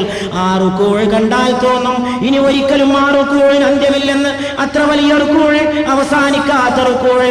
പിന്നെ അതിനുശേഷം റുകൂഅിൽ നിന്ന് എഴുന്നേറ്റപ്പോൾ ഞങ്ങൾ വിചാരിച്ചു ഇനി ഒരു സുജൂദ് ഉണ്ടാവുകയില്ലെന്ന്. അത്ര നീണ്ടതായ നൃത്തം. പിന്നെ സുജൂദിലേക്ക് വീണപ്പോഴോ ഞങ്ങൾ വിചാരിച്ചു ഈ സുജൂദ് അവസാനിക്കില്ലെന്ന്. അത്ര ദീർഘമായ സുജൂദ്. ആ സുജൂദിൽ വീണ് കിടന്നുകൊണ്ട് പ്രാർത്ഥിച്ചു. അങ്ങനെ സുജൂദുകൾ കഴിഞ്ഞ് നിസ്കാരത്തിൽ നിന്ന് പിരിഞ്ഞ ശേഷം നിന്റെ ഹബീബായ നബി പൊട്ടിക്കരഞ്ഞത് ഞങ്ങൾ ഓർക്കുന്നു. റബ്ബേ, അല്ലാ, നീ എനിക്ക് വാക്ക് തന്നില്ലേ ഞാൻ ജീവിച്ചിരിക്കുമ്പോൾ ഇവരെ നീ ശിക്ഷിക്കില്ലെന്ന്. ഇത് നിന്റെ ശിക്ഷയുടെ സൂചനയാണോ? നീ ഇവരെ ഹലാക്കാക്കാൻ പോവുകയാണോ? സൂര്യന്റെ നിയന്ത്രണം നിന്റെ കയ്യിലാണ്, ചന്ദ്രന്റെ നിയന്ത്രണം നിന്റെ കയ്യിലാണ്. ക്ഷീരപഥങ്ങൾ നിനക്കുള്ളതാണ്, താരാപഥങ്ങൾ നിനക്കുള്ളതാണ്. നക്ഷത്രങ്ങൾ കണ്ണ് ചിമ്മുന്നത് നിന്നെ ഓർത്ത്, നക്ഷത്രങ്ങൾ കണ്ണ് തുറക്കുന്നതും നിന്നെ ഓർത്ത്. റബ്ബേ, അതുകൊണ്ട് റബ്ബേ, അല്ലാഹുവേ, ഞങ്ങൾ ഓർക്കുന്നു റബ്ബേ, നിന്നെ ഭയപ്പെടുകയാണ് റബ്ബേ. അല്ലാഹുവേ, നീ ഞങ്ങളെ ശിക്ഷിക്കുമോ റബ്ബേ? നീ അവർക്കിടയിൽ ഉള്ളയിടത്തോളം കാലം അവരെ ഞാൻ ശിക്ഷിക്കുകയില്ലെന്ന് നീ ഖുർആനിലേക്ക് വാഗ്ദാനം ചെയ്തില്ലയോ റബ്ബേ? മാ കാന അല്ലാഹു ലിയുഅദ്ദിബഹും വഅൻത ഫീഹിം വമാ കാന അല്ലാഹു മുഅദ്ദിബഹും വഹും യസ്തഗ്ഫിറൂൻ. നബിയേ, നിങ്ങൾ ജീവിച്ചിരിപ്പുള്ള കാലത്തോളം ഈ സമൂഹത്തെ ഞാൻ അദാബിന് വിധേയമാക്കുകയില്ല, അവരെ ഞാൻ ശിക്ഷിക്കുകയില്ല. ഈ ഉറപ്പ് നീ എന്നോട് ലംഘിക്കുമോ റബ്ബേ? ഇവരെ നീ അദാബിലേക്ക് തള്ളിക്കളയുമോ റബ്ബേ? മുഹമ്മദുർ റസൂലുള്ളാഹി സ്വല്ലല്ലാഹു അലൈഹി വആലിഹി വസഹബിഹി വസല്ലമ കരഞ്ഞു പറഞ്ഞത് ഞങ്ങൾ ഓർക്കുന്നു റബ്ബേ. ഒരു സൂര്യഗ്രഹണത്തിന്റെ സന്ദർഭമുണ്ടായപ്പോഴേക്ക്, സൂര്യഗ്രഹണം കഴിഞ്ഞു വന്നപ്പോഴോ അവിടുത്തെ ഏകമകനായ ഇബ്രാഹിം വഫാത്തായ ദിവസമാണത്. ആ ഇബ്രാഹിമിന്റെ പുണ്യമാക്കപ്പെട്ട ജഡം അവിടെ വീട്ടിൽ കിടക്കുന്നത് ഞങ്ങൾ ഓർക്കുന്നു റബ്ബേ. ആളുകൾ പറഞ്ഞുവെത്രേ, എന്തോ ഒരു അത്ഭുതമാണ്, നബിയുടെ പൊന്നുമോന്റെ വഫാത്തിൽ സൂര്യൻ പോലും ദുഃഖിക്കുകയാണ്, സൂര്യൻ പോലും ദുഃഖിക്കുകയാണ്, സൂര്യന് പോലും കഥനം വന്നിരിക്കുകയാണ്. അതുകൊണ്ടല്ലേ ഗ്രഹണമുണ്ടായത്. നബി തിരുമേനി പെട്ടെന്ന് മദീനയുടെ മസ്ജിദിലേക്ക് മിമ്പറിൽ കയറിയത്രേ. ജനങ്ങളെ തെറ്റിദ്ധരിക്കരുത്, ജനങ്ങളെ, സൂര്യൻ റബ്ബിന്റെ ദൃഷ്ടാന്തമാണ്, ചന്ദ്രൻ റബ്ബിന്റെ ദൃഷ്ടാന്തമാണ്. അതിന് ഗ്രഹണമുണ്ടാകുന്ന ഒരു വ്യക്തിയുടെ ജന്മവുമായി ബന്ധപ്പെട്ടതല്ല, മരണവുമായിട്ട് ബന്ധപ്പെട്ടതല്ല. അങ്ങ് അല്ലാഹുവേ, നിന്റെ ഹബീബ് എത്ര ഉത്കൃഷ്ടൻ, നിന്റെ ഹബീബ് എത്ര ഉന്നതൻ, നിന്റെ ഹബീബ് എത്ര ശാസ്ത്രത്തിന്റെ യുക്തിചിന്തയുടെ പ്രതിദാതാവ് നിന്റെ ഹബീബായ നബിയല്ലയോ? ഗ്രഹണം ഉണ്ടായപ്പോ കിട്ടിയ ചാൻസിൽ എന്റെ മകന്റേതാണെന്ന് പറയാൻ കിട്ടിയ ചാൻസ് ഉപയോഗപ്പെടുത്തില്ല. ലോകത്ത് എത്ര വലിയ നേതാക്കന്മാർ വന്നുപോയി, എത്ര വലിയ ആത്മീയ നായകന്മാർ, പുരോഹിതന്മാർ വന്നുപോയി ചരിത്രത്തിൽ. അവരൊക്കെ കിട്ടിയത് കൊണ്ട് അവരുടെ ആത്മീയത ചരിത്രത്തിൽ നമ്മൾ കാണുന്നു. എത്ര മതങ്ങളിൽ, ഇന്ത്യ രാജ്യത്ത് തന്നെ, ഇന്ത്യക്ക് പുറത്ത് തന്നെ, ബാബിലോണിയയിൽ തന്നെ, മെസപ്പൊട്ടേമിയയിൽ തന്നെ ആരൊക്കെ എന്തൊക്കെ പറഞ്ഞു. ഇവിടെ ഇതാ അത്ഭുതമായ ഒരു സംഭവം. നബിയെ, അങ്ങയുടെ മകൻ വഫാത്തായിട്ടാണോ ഗ്രഹണം? അല്ല, അതിനെന്റെ മകന്റെ വഫാത്തുമായിട്ട് ബന്ധമില്ല. ഇവിടെ ഇതാ അത്ഭുതമായ ഒരു സംഭവം. നബിയെ, അങ്ങയുടെ മകൻ വഫാത്തായിട്ടാണോ ഗ്രഹണം? അല്ല, അതിനെന്റെ മകന്റെ വഫാത്തുമായിട്ട് ബന്ധമില്ല. എന്നാൽ മകൻ പോയതിൽ എനിക്ക് ദുഃഖമുണ്ട്. മകന്റെ ശരീരം അവിടെ കിടക്കുമ്പോൾ വീട്ടിലെ ബന്ധുവായ ഒരു സ്ത്രീ കരഞ്ഞു വെത്രേ. കരഞ്ഞത് നബിയുടെ മുമ്പിൽ വെച്ചാണ്. നബി ആ പെൺകുട്ടിയോട് ചോദിച്ചു വെത്രേ, ആരുടെ മുമ്പിലാണ് കരയുന്നതെന്നറിയുമോ? ആരുടെ മുമ്പിലാണ് നീ കരയുന്നതെന്നറിയുമോ പെണ്ണെ?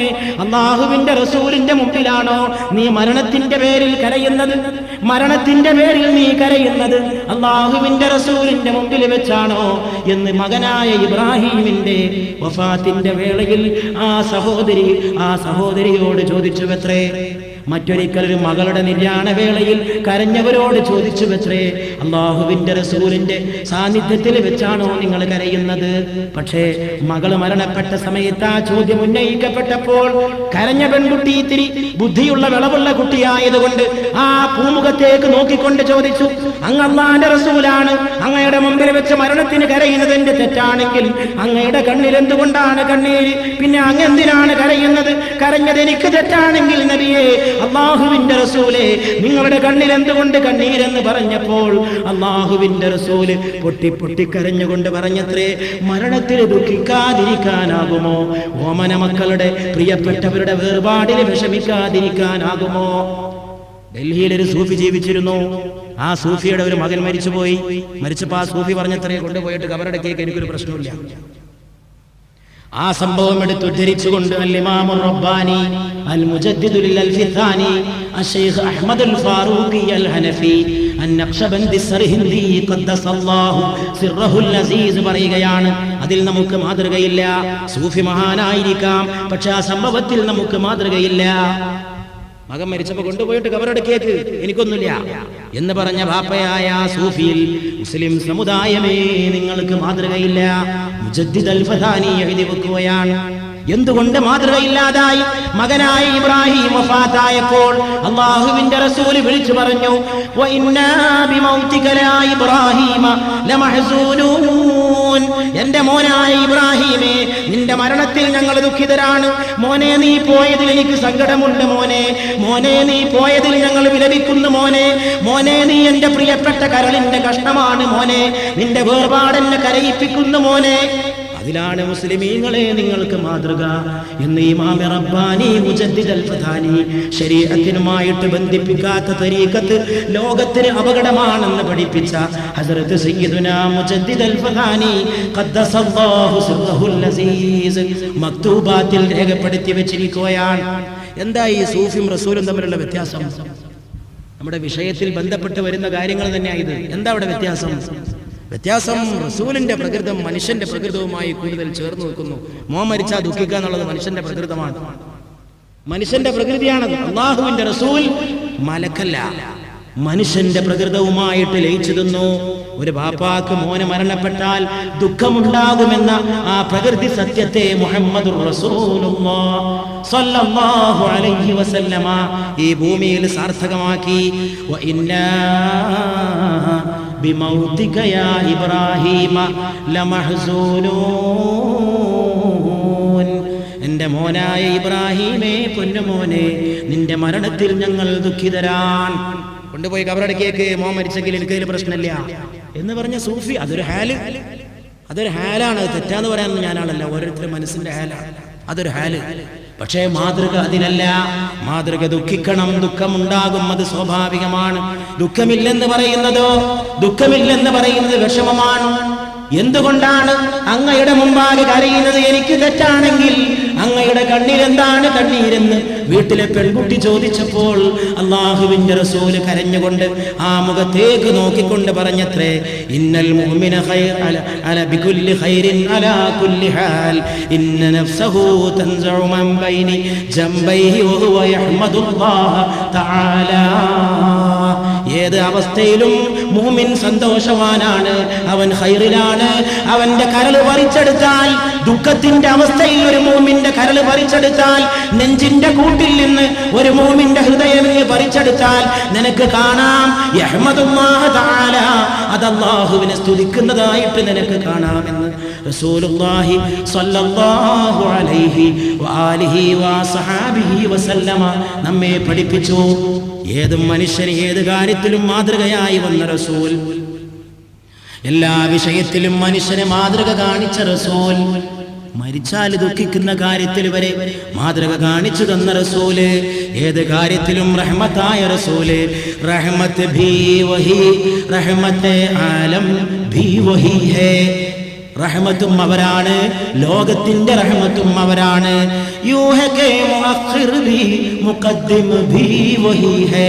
മുന്തിക്കുന്നവനും പിന്തിക്കുന്നവനും നബിയാണ്. अल्लाह ने अक़सा में इमामत भी उन्हें दी और बाइसे तख्लीक दो आलम भी वही है. മസ്ജിദുൽ അഖ്സയിൽ അല്ലാഹു ഇമാമത്തിന്റെ അധികാരം കൊടുത്തത് അവർക്കാണ്. രണ്ട് ലോകം പടക്കപ്പെടാൻ കാരണഭൂതരായതും അവരാണ്. दिन रात महकती है मदीने की फज़ा भी रहमत के बरसते हुए मौसम भी वही है. അനുഗ്രഹത്തിന്റെ വസന്തമായി വന്ന കാലാവസ്ഥയും അവരാണ്.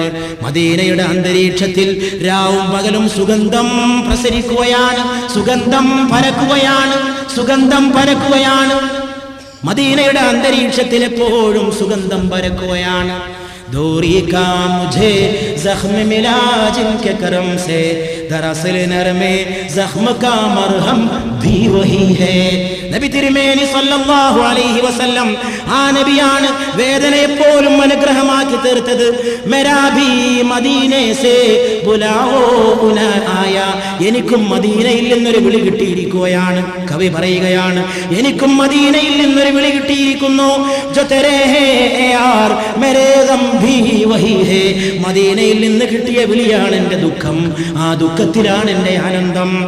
जो के ने अबू बकर सिद्दीक कहा जाए, सिद्दीक के हमराज भी हमदम भी वही है. സിദ്ദീഖ് മാത്രമല്ല, മുഴുവൻ സഹാബികൾ അവർക്ക് നായകരായി വന്നതും ഈ നബിയാണ് അവർക്ക് വഴികാട്ടിയത് എന്ന് കവി പറയുകയാണ്. സത്യത്തിൽ ഈ 3 ദിവസം ഇവിടെ ചർച്ച ചെയ്ത ഈ വിഷയങ്ങളുടെ എല്ലാം ആത്മാവ് ഞാൻ എൻ്റെ സഹോദരന്മാരോട് പറയാണ്, അത് മുഹമ്മദ് മുസ്തഫ സല്ലല്ലാഹു അലൈഹി വആലിഹി വഅസ്ഹാബിഹി വസല്ലമയാണ്.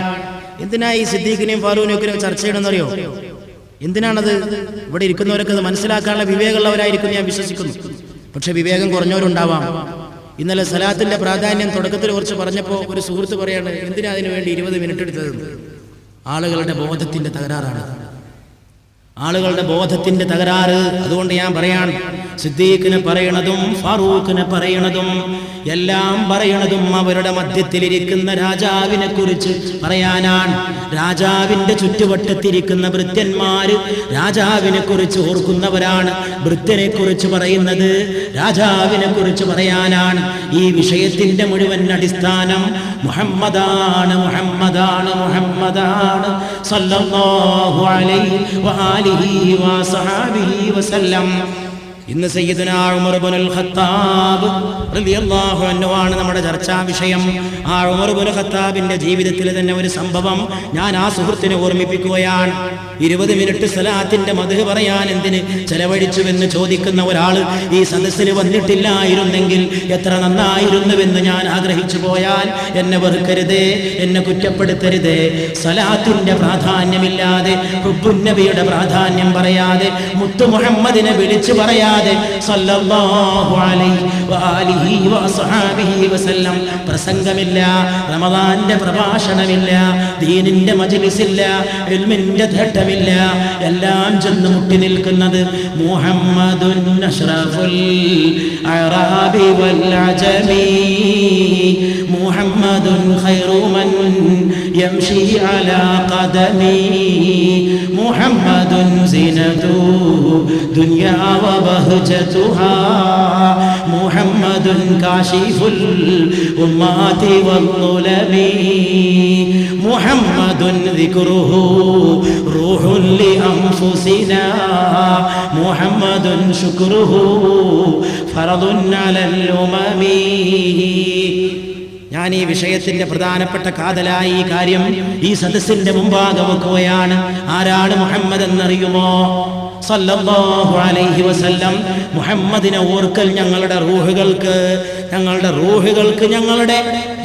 റൂഹിന് അതിന്റെ ആനന്ദമാണ്. ആ ആനന്ദമാണ് നബിയെ ഓർക്കൽ. നബിയെ ഓർത്തില്ലെങ്കിൽ റൂഹിന് ആനന്ദമില്ല. സിദ്ദീഖിനെയും ഉമർ ഫാറൂഖിനെയൊക്കെ ചർച്ച ചെയ്യുമ്പോൾ സിദ്ദീഖിന്റെയും ഫാറൂഖിന്റെയും കഥ പറയാനെന്ന് വിചാരിച്ചോ? എങ്കിൽ അവർ വിഡ്ഢികളുടെ സ്വർഗത്തിലാണ്. അതൊക്കെ പറയണത് മറ്റൊരാളെ കുറിച്ച് പറയാനാണ്. കൂടെ നടന്നവരെ കുറിച്ച് പറയണത് ആരുടെ ഒപ്പാണോ നടന്നത് ആ ആളെ കുറിച്ച് പറയാനാണ്.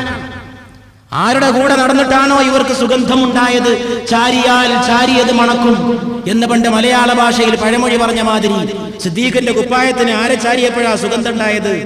ആളെ പറയാതെ എന്ത് സിദ്ദീഖ്, എന്ത് ഫാറൂഖ്, എന്ത് ഉസ്മാനുൽ ഗനി, എന്ത് ഹൈദറുൽ ഖറാർ റളിയല്ലാഹു തആല അൻ കുല്ലി വാഹിദിൻ മിൻഹും അജ്മഈൻ.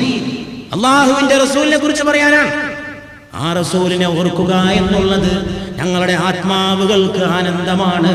റസൂലിനെ ഓർക്കുക എന്നുള്ളത് സകല സമുദായങ്ങൾക്കും കടമയാണ്. നബിയോട് നന്ദി പറയുക എന്നുള്ളത് നബി ഇരുട്ടിനെ അകറ്റുന്ന ദീപമാണ്. ഉമർ ഫാറൂഖിനെയും സിദ്ദീഖിനെയും ചർച്ച ചെയ്യണത് എന്തിനാന്ന് ഉമർ റളിയല്ലാഹു അൻഹു തന്നെ പറയട്ടെ, ഞാൻ പറയണ്ട. ഉമർ റളിയല്ലാഹു അൻഹു പറയട്ടെ, അവരെ കുറിച്ച് ചർച്ച ചെയ്യേണ്ട ആവശ്യം എന്താണ്? ഒരു ദിവസം സഹാബികൾ ഒന്നിച്ചിരിക്കുമ്പോൾ ഉമർ റളിയല്ലാഹു അൻഹുവിന്റെ ചുറ്റുവട്ടത്തും സഹാബികളുണ്ട്. ഉമർ റളിയല്ലാഹു അൻഹു പറഞ്ഞു, നിങ്ങളൊക്കെ ആഗ്രഹം പറയുന്നു. ഓരോ മനുഷ്യനും മനസ്സിലൊരോ മോഹം ഉണ്ടാവുമല്ലോ, പറ.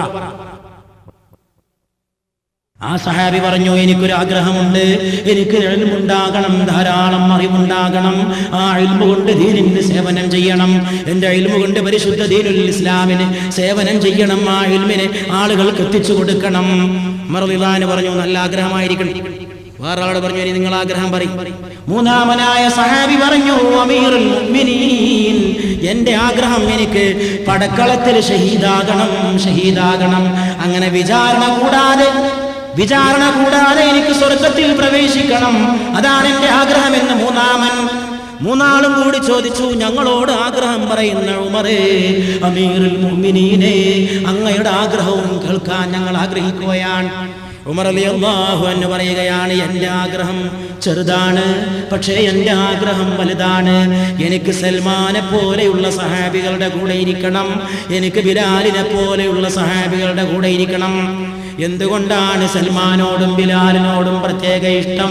അവരെ രണ്ടുപേരെയും എൻ്റെ ഹബീബായ നബി മുഹമ്മദ് മുസ്തഫ സല്ലല്ലാഹു അലൈഹി വആലിഹി വസഹബിഹി വസല്ലമ കൂടുതൽ ഇഷ്ടപ്പെട്ടിരുന്നു. ബിലാലിനോട് വലിയ സ്നേഹമായിരുന്നു, സൽമാനോട് വലിയ സ്നേഹമായിരുന്നു. അവരിങ്ങനെ എൻ്റെ കൂടെ എപ്പോഴും ഉണ്ടായാൽ അവരെ സ്നേഹിച്ച ഹബീബിന്റെ സ്നേഹം എനിക്ക് കിട്ടുമല്ലോ. സല്ലല്ലാഹു അലാ മുഹമ്മദ് സല്ലല്ലാഹു അലൈഹി വസല്ലം, സല്ലല്ലാഹു അലാ മുഹമ്മദ് സല്ലല്ലാഹു അലൈഹി വസല്ലം, അല്ലാഹുമ്മ സല്ലി അലാ മുഹമ്മദ് യാ റബ്ബി സല്ലി അലൈഹി വസല്ലം. വേണമെങ്കിൽ വിഷയമൊക്കെ മാറ്റി വെച്ചിട്ടേ തീരോളം സലാത്തിന്റെ വിധി പറയും. 20 മിനിറ്റ് അല്ല 200 മിനിറ്റ് പറയും. എല്ലാ വിഷയവും മാറ്റി കൊന്നിട്ട് സലാത്ത് തന്നെ പറയും. അതുകൊണ്ട് അമ്മാതിരി അബദ്ധമുള്ള വർത്താനങ്ങൾ പറയരുത്. 20 മിനിറ്റ് സലാത്തിൻ്റെ പറയാൻ എന്തിനാ ചെലവഴിച്ചെന്ന് പറയരുത്. ആ മാതിരിയുള്ള പറച്ചിൽ നിന്നാണ് അധപതനത്തിന്റെ തുടക്കം എന്ന് മനസ്സിലാക്കുക. സമുദായത്തിന്റെ അത്താണി അവിടെ വെച്ചിട്ട് ഇല്ലാതാവുക എന്ന് മനസ്സിലാക്കുക. സമുദായത്തെ സമുദായമായിട്ട് താങ്ങി നിർത്തുന്ന വികാരം മുഹമ്മദീയ വികാരമാണ്. സല്ലല്ലാഹു അലൈഹി വആലിഹി വസഹബിഹി വസല്ലം. അതുകൊണ്ട് പോയിട്ട് കളഞ്ഞു കുളിക്കരുത് എന്ന് മനസ്സിലാക്കുക. അതുകൊണ്ട് റസൂലുള്ളാഹി സ്വല്ലല്ലാഹു അലൈഹി വആലിഹി വസ്ഹബിഹി വസല്ലം എല്ലാവരും ഉച്ചത്തിൽ സ്വലാത്ത് ചൊല്ലിയാൽ കൊള്ളാം. നബിയുടെ പേര് കേൾക്കുമ്പോൾ ആ വിശുദ്ധമായിട്ടുള്ള വ്യക്തിത്വത്തെ ഓർക്കാൻ, അതിനാണ് ഫാറൂഖ്, അതിനാണ് സിദ്ദീഖ്. അവരെ കുറിച്ചെല്ലാം ഓർക്കുന്നത് അവരുടെ നായകനെ കുറിച്ച് ഓർക്കാനാണ്. അല്ലാമ ഇഖ്ബാൽ 2 വരിയിൽ ആ സംഗതി പറഞ്ഞിട്ടുണ്ട്. कि मोहम्मद से वफा तूने तो हम तेरे हैं, कि मोहम्मद से वफा तूने तो हम तेरे हैं, जहान चीज है क्या लौह कलम तेरे हैं. അല്ലാമ ഇഖ്ബാൽ പറയാണ്, അല്ലാഹു പറയുന്നതായിട്ട് അല്ലാഹു മുസ്ലിം സമുദായത്തോട് പറയാണ്, കി മുഹമ്മദ് സേ വഫാ തൂനെ, നിനക്ക് മുഹമ്മദിനോട് കൂറുണ്ടോ? तो हम तेरे हैं, ഞാൻ നിന്റെ കൂടെ നിന്നോളാം, ഞാൻ നിന്റെ ആളാണ്. പഠിച്ചോൻ പറയാണ്, മൂമിനെ, എന്റെ നബിയോട് നിനക്ക് കൂറുണ്ടോ? എന്നാ ഞാൻ നിന്റെ ആളാണ്, നീ ചോദിച്ചതൊക്കെ തരാം. ജഹാൻ ചീസ് ഹെ ക്യാ, ഈ ലോകം മുഴുവൻ നിനക്ക് തരാം, നീ എന്റെ നബിയോട് കൂറ് പുലർത്തുകയാണെങ്കിൽ. പക്ഷെ ലോകത്തിൽ എന്തിരിക്കണ്, അതിലപ്പുറം തരാം. ലൗഹ കലം തരേ ഹെ, ലൗഹുൽ മഹ്ഫൂദും, വിശുദ്ധ കലമും നിനക്കുള്ളതാണ്. പക്ഷെ ഒരു കണ്ടീഷൻ, നിനക്ക് എന്റെ നബിയോട് കൂറുണ്ടോ? ഇഖ്ബാൽ ഒരു പുസ്തകം എഴുതി, അതിന്റെ പേര് ശിക്വ എന്നാണ്. ശിക്വ എന്ന് പറഞ്ഞാൽ ആവലാതി. മുസ്ലിം സമുദായത്തിന്റെ പരാധീനതകളെക്കുറിച്ച് ഇക്ബാൽ എന്ന മുസ്ലിം സമൂഹത്തിന്റെയും ഈ ലോകത്തിന്റെയും മഹാകവി അള്ളാഹുവിനോട് പരാതി പറയാണ്. പഠിച്ചോനെ, ഞങ്ങൾ ആപത്തിലായി, ഞങ്ങൾ പിന്നോക്കമായി, ഞങ്ങൾക്ക് ഇടങ്ങാറായി, ഞങ്ങൾക്ക് കഷ്ടപ്പാടായി, ഞങ്ങൾക്ക് വിഷമങ്ങളായി, പ്രയാസങ്ങളായി, ഞങ്ങൾക്ക് അധപതനമായി. അതങ്ങോട്ട് എഴുതി ഇക്ബാൽ എന്നിട്ട് വീട്ടിൽ പോയിട്ട് മിണ്ടാതിരുന്നു. ലോകമങ്ങോളം ആ കവിത ചർച്ച ചെയ്യപ്പെട്ടു. ശിക്വ അത് ഇംഗ്ലീഷിലേക്ക് പരിഭാഷപ്പെടുത്തി, അറബിയിലേക്ക് പരിഭാഷപ്പെടുത്തി. അറബികൾ അത് കേട്ടിട്ട് കരഞ്ഞോണ്ട് പാടി, ഇംഗ്ലീഷുകാരത് കൊണ്ടാടി, മറ്റു സകല ഭാഷകളിലും അതിന്റെ പരിഭാഷ വന്നു. എന്നിട്ടൊന്നും ഇക്ബാൽ ഒരു മുണ്ടാട്ടുണ്ടായില്ല. 2 കൊല്ലം കഴിഞ്ഞപ്പോൾ ഇക്ബാൽ എഴുതി ജവാബേ ശിക്വ, ആവലാദിക്ക് മറുപടി. ആവലാദിക്ക് മറുപടി. മുസ്ലിം സമൂഹത്തിന്റെ പ്രശ്നങ്ങളെ കുറിച്ച് അള്ളാഹുവിനോട് നടത്തിയ ആവലാദി, അതാണ് ശിക്വ. അതിന് മറുപടി ജവാബി ശിക്വ, ആവലാദിക്ക് മറുപടി. ആവലാദിക്ക് മറുപടി അള്ളാഹു പറയുന്ന രീതിയിലാണ് അദ്ദേഹം എഴുതിയത്. നിങ്ങൾക്ക് അധപ്പതനുണ്ടല്ലേ, സമുദായമേ നിങ്ങൾക്ക് കഷ്ടമുണ്ടല്ലേ, നിങ്ങൾ പിന്നോട്ട് പോയിട്ടുണ്ടല്ലേ, എന്താ നിങ്ങളുടെ സ്ഥാനം? നിങ്ങൾ നിങ്ങളുടെ കുഴപ്പത്തിന്റെ കാരണം മനസ്സിലാക്കിയിട്ടുണ്ടോ? നിങ്ങളുടെ അധപ്പതനത്തിന്റെ കാരണം എന്റെ നബിയോടുള്ള കൂറ് നിങ്ങൾ വെടിഞ്ഞതാണ്, എന്റെ നബിയെ നിങ്ങൾ കൈയൊഴിച്ചതാണ്. ഇത് ബദറുൽ ഉഹുദിലല്ല പറയുന്നത്, 20-ാം നൂറ്റാണ്ടിലെ ഡോക്ടർ സർ മുഹമ്മദ് ഇക്ബാൽ ഈ ലോകത്തങ്ങോളം ഇങ്ങോളമുള്ള മുസ്ലിം സമുദായത്തോട് പറഞ്ഞു, നിങ്ങളുടെ എല്ലാ പിന്നോക്കാവസ്ഥയുടെയും അടിസ്ഥാനപരമായ കാരണം എന്റെ നബിയോടുള്ള കൂറ് കൈയൊഴിച്ചതാണ്. നിനക്ക് മുഹമ്മദിനോട് കൂറുണ്ടെങ്കിൽ അള്ളാഹു പറയുകയാണ്, ഞാൻ നിന്റെ ആളാണ്. ജഹാൻ ചീസ് ഹ ക്യാ, ലോകത്തിന്റെ കാര്യം എന്തിനു പറയണം? ലൗഹ കലം തരേഹേ, ലൗഹും കലമും നിനക്കുള്ളതാണ്. അതുകൊണ്ട് റമദാൻ പ്രഭാഷണം നബിയുടെ മഹത്വം പറയുന്ന സദസ്സാവട്ടെ. പടച്ചോൻ മഹാനായ തങ്ങൾ ഓറുകൾ ഇവിടെ ദുആ ചെയ്തു, ഇത് ഇനിയും നടത്താൻ അള്ളാഹു തൗഫീഖ് ചെയ്യട്ടെ. നമ്മളതിന് ആമീൻ ചൊല്ലി. പടച്ചോൻ ഇനി ഇത് തൗഫീഖ് ചെയ്യാണെങ്കിൽ ഞാൻ ആഗ്രഹിച്ചു പോണ റസൂലുള്ളാഹി സ്വല്ലല്ലാഹു അലൈഹി വസല്ലമയുടെ വസല്ലമയുടെ മദ്ഹ് തന്നെ ഇനിയുള്ള കാലത്തും പറയാൻ വേണമെങ്കിൽ ഇങ്ങനെ തീരുമാനിക്കാം. എന്നാ ഈ സോക്കടൊക്കെ മാറി കിട്ടുമല്ലോ. ഈ 20 മിനിറ്റേറിന്റെ സോക്കട് എവിടൊക്കെ റമദാൻ പ്രഭാഷണം ഉണ്ടോ അവിടെ മുഴുവൻ റസൂലിനെ പറയുള്ളൂ തീരുമാനിക്കാം. ഞാൻ അങ്ങനെ തീരുമാനിച്ചിരിക്കുന്നു. റമദാൻ പ്രഭാഷണം മരിക്കണവരെ എവിടെ നടത്തുകയാണെങ്കിലും ഈ റമദാൻ പ്രഭാഷണത്തിലെ വിഷയം ഇനി വേറെ വിഷയം വേണ്ട. മുഹമ്മദുൻ അഷ്റഫുൽ അറാബി വൽ അജമി, മുഹമ്മദുൻ ഖൈറു മൻ യംശി അലാ ഖദമി, മുഹമ്മദുൻ സിനതു ദുനിയാ വ ബഹജതുഹാ, മുഹമ്മദുൻ കാശിഫുൽ ഉമ്മാതി വദ്ദുലമി, മുഹമ്മദുൻ ലോകത്ത് രണ്ട് കാലം നടന്നു പോകുന്നവരിൽ ഏറ്റവും ഉത്കൃഷ്ടനാണ് മുഹമ്മദുർ റസൂലുള്ളാഹ് സ്വല്ലല്ലാഹു അലൈഹി വആലിഹി വസഹബിഹി വസല്ലം. ഇമാം ബൂസീരി പാടുകയാണ്, നമ്മുടെ ദീന് നബിയോടുള്ള സ്നേഹമാവട്ടെ. എന്താ എൻ്റെ ദീന് എന്ന് ചോദിച്ചാൽ എൻ്റെ ദീന് ഹുബ്ബുൻ നബിയാന്ന് പറയാൻ സാധിക്കട്ടെ. അത് ഏറ്റവും ചുരുങ്ങിയത് സലാത്തിലെങ്കിലും പാലിക്കട്ടെ. എന്നാ പിന്നെ ജീവിതത്തിൽ പ്രശ്നങ്ങൾക്ക് പരിഹാരമായി സഹോദരങ്ങളെ. ഇമാം ബൂസീരി ആമിൻ തദക്കുരി ജിറാനിൻ ബിദി സലമി മാസജ്തദം മജറ മിൻ മുഖ്ലതിൻ ബിദമി എന്ന് പാടിയ ഇമാം ബൂസീരി ആ കവിത എഴുതാനുള്ള കാരണം തന്നെ നമുക്ക് പറഞ്ഞു തരികയാണ്. മാറാത്ത രോഗം ബാധിച്ചിട്ട് ബൂസീരി കിടപ്പിലായി കിടക്കുന്ന സമയത്ത് ഒരു ദിവസം രാത്രി സ്വപ്നത്തിൽ രാജകുമാരൻ പ്രത്യക്ഷപ്പെടുകയാണ്. റൗളയുടെ നായകനേ, മദീനയുടെ നിലാവേ, മുഹമ്മദ് മുസ്തഫ സല്ലല്ലാഹു അലൈഹി വസല്ലം. ബൂസീരി രോഗമുണ്ടല്ലേ, ബൂസീരി വിഷമമുണ്ടല്ലേ, എന്നെക്കുറിച്ചൊരു കവിത എഴുതാൻ പറ്റുമോ ബൂസീരി? ആ കവിത കൊണ്ട് നിങ്ങൾക്ക് ശിഫയാണ്, ആ കവിത നിങ്ങൾക്ക് ശിഫയാണ് ബൂസീരി, അത് നിങ്ങളുടെ രോഗത്തിന് ആശ്വാസമാണ് ബൂസീരി. പിറ്റേന്ന് തന്റെ പേനയെടുത്തുകൊണ്ട് ഇമാം ബൂസീരി തുടങ്ങി. ഈ നമ്മുടെ നാട്ടിലെ കേരളക്കരക്കയില് സകല വഅദിന്റെ മജ്ലിസുകളും തുടങ്ങുന്നത് ബുർദ ബെയ്ത്ത് കൊണ്ടാണ്. ആ പഴയ പാരമ്പര്യം നിലനിർത്താൻ അല്ലാഹു നമുക്ക് തൗഫീഖ് ചെയ്യുമാറാകട്ടെ. ആമിൻ തദക്കുരി ജിറാനിൻ ബിദി സലമി. ഇമാം ബൂസീരി അങ്ങ് എഴുതി വെച്ചു അല്ലാഹുവിന്റെ റസൂലിനെ കുറിച്ച്. രോഗം പമ്പ കടന്നു. ഒരു ഉറുദു കവി പറഞ്ഞു, ഞാൻ ഓർക്കാണ്, ഹർ ദർദ് കി ദവാ ഹേ മുഹമ്മദ് കി ഷഹർ മേ, ഹർ ദർദ് കി ദവാ ഹേ മുഹമ്മദ് കി ഷഹർ മേ. എല്ലാ വേദനയുടെയും മരുന്ന് മുഹമ്മദിന്റെ പട്ടണത്തിലാണ്, മദീനയിലാണ് സല്ലല്ലാഹു അലൈഹി വസല്ലം. അതുകൊണ്ട് തെറ്റിദ്ധാരണ ഒന്നും ആർക്കും വേണ്ട. വിഷയം ചർച്ച ചെയ്യുമ്പോൾ റസൂലാണ് ആത്മാവ്, റസൂലിനെ പറയാൻ വേണ്ടി വേറെ ചിലത് പറഞ്ഞു പോവാണ്. അടിക്കല്ല് ഹബീബായ നബിയാണ് മുഹമ്മദ് മുസ്തഫ സല്ലല്ലാഹു അലൈഹി വആലിഹി വഅസ്ഹാബിഹി വസല്ലം. ഇനിയിപ്പോൾ കുറേ ഇതിങ്ങനെയാണ് പറയുമ്പോൾ എന്താ സംഭവിക്കുക? ഇന്ന് ഉമറുൽ ഫാറൂഖിനെ പറയാൻ സമയം തികയില്ലല്ലേ? തികയണ്ട. ഇത് കുറെ പറഞ്ഞാൽ അവസാനം ഉമറുൽ ഫാറൂഖ് റളിയല്ലാഹു അൻഹു പറയാൻ സമയം കിട്ടൂല. അപ്പോഴേക്ക് അവസാനിപ്പിക്കേണ്ടി വരും. ആർക്കാ ഛേദം? നമുക്ക് ആർക്കെങ്കിലും വല്ല ഛേദം ഉണ്ടോ? ഉമറുൽ ഫാറൂഖ് റളിയല്ലാഹു അൻഹുവിന് പൊരുത്തം അതായിരിക്കും.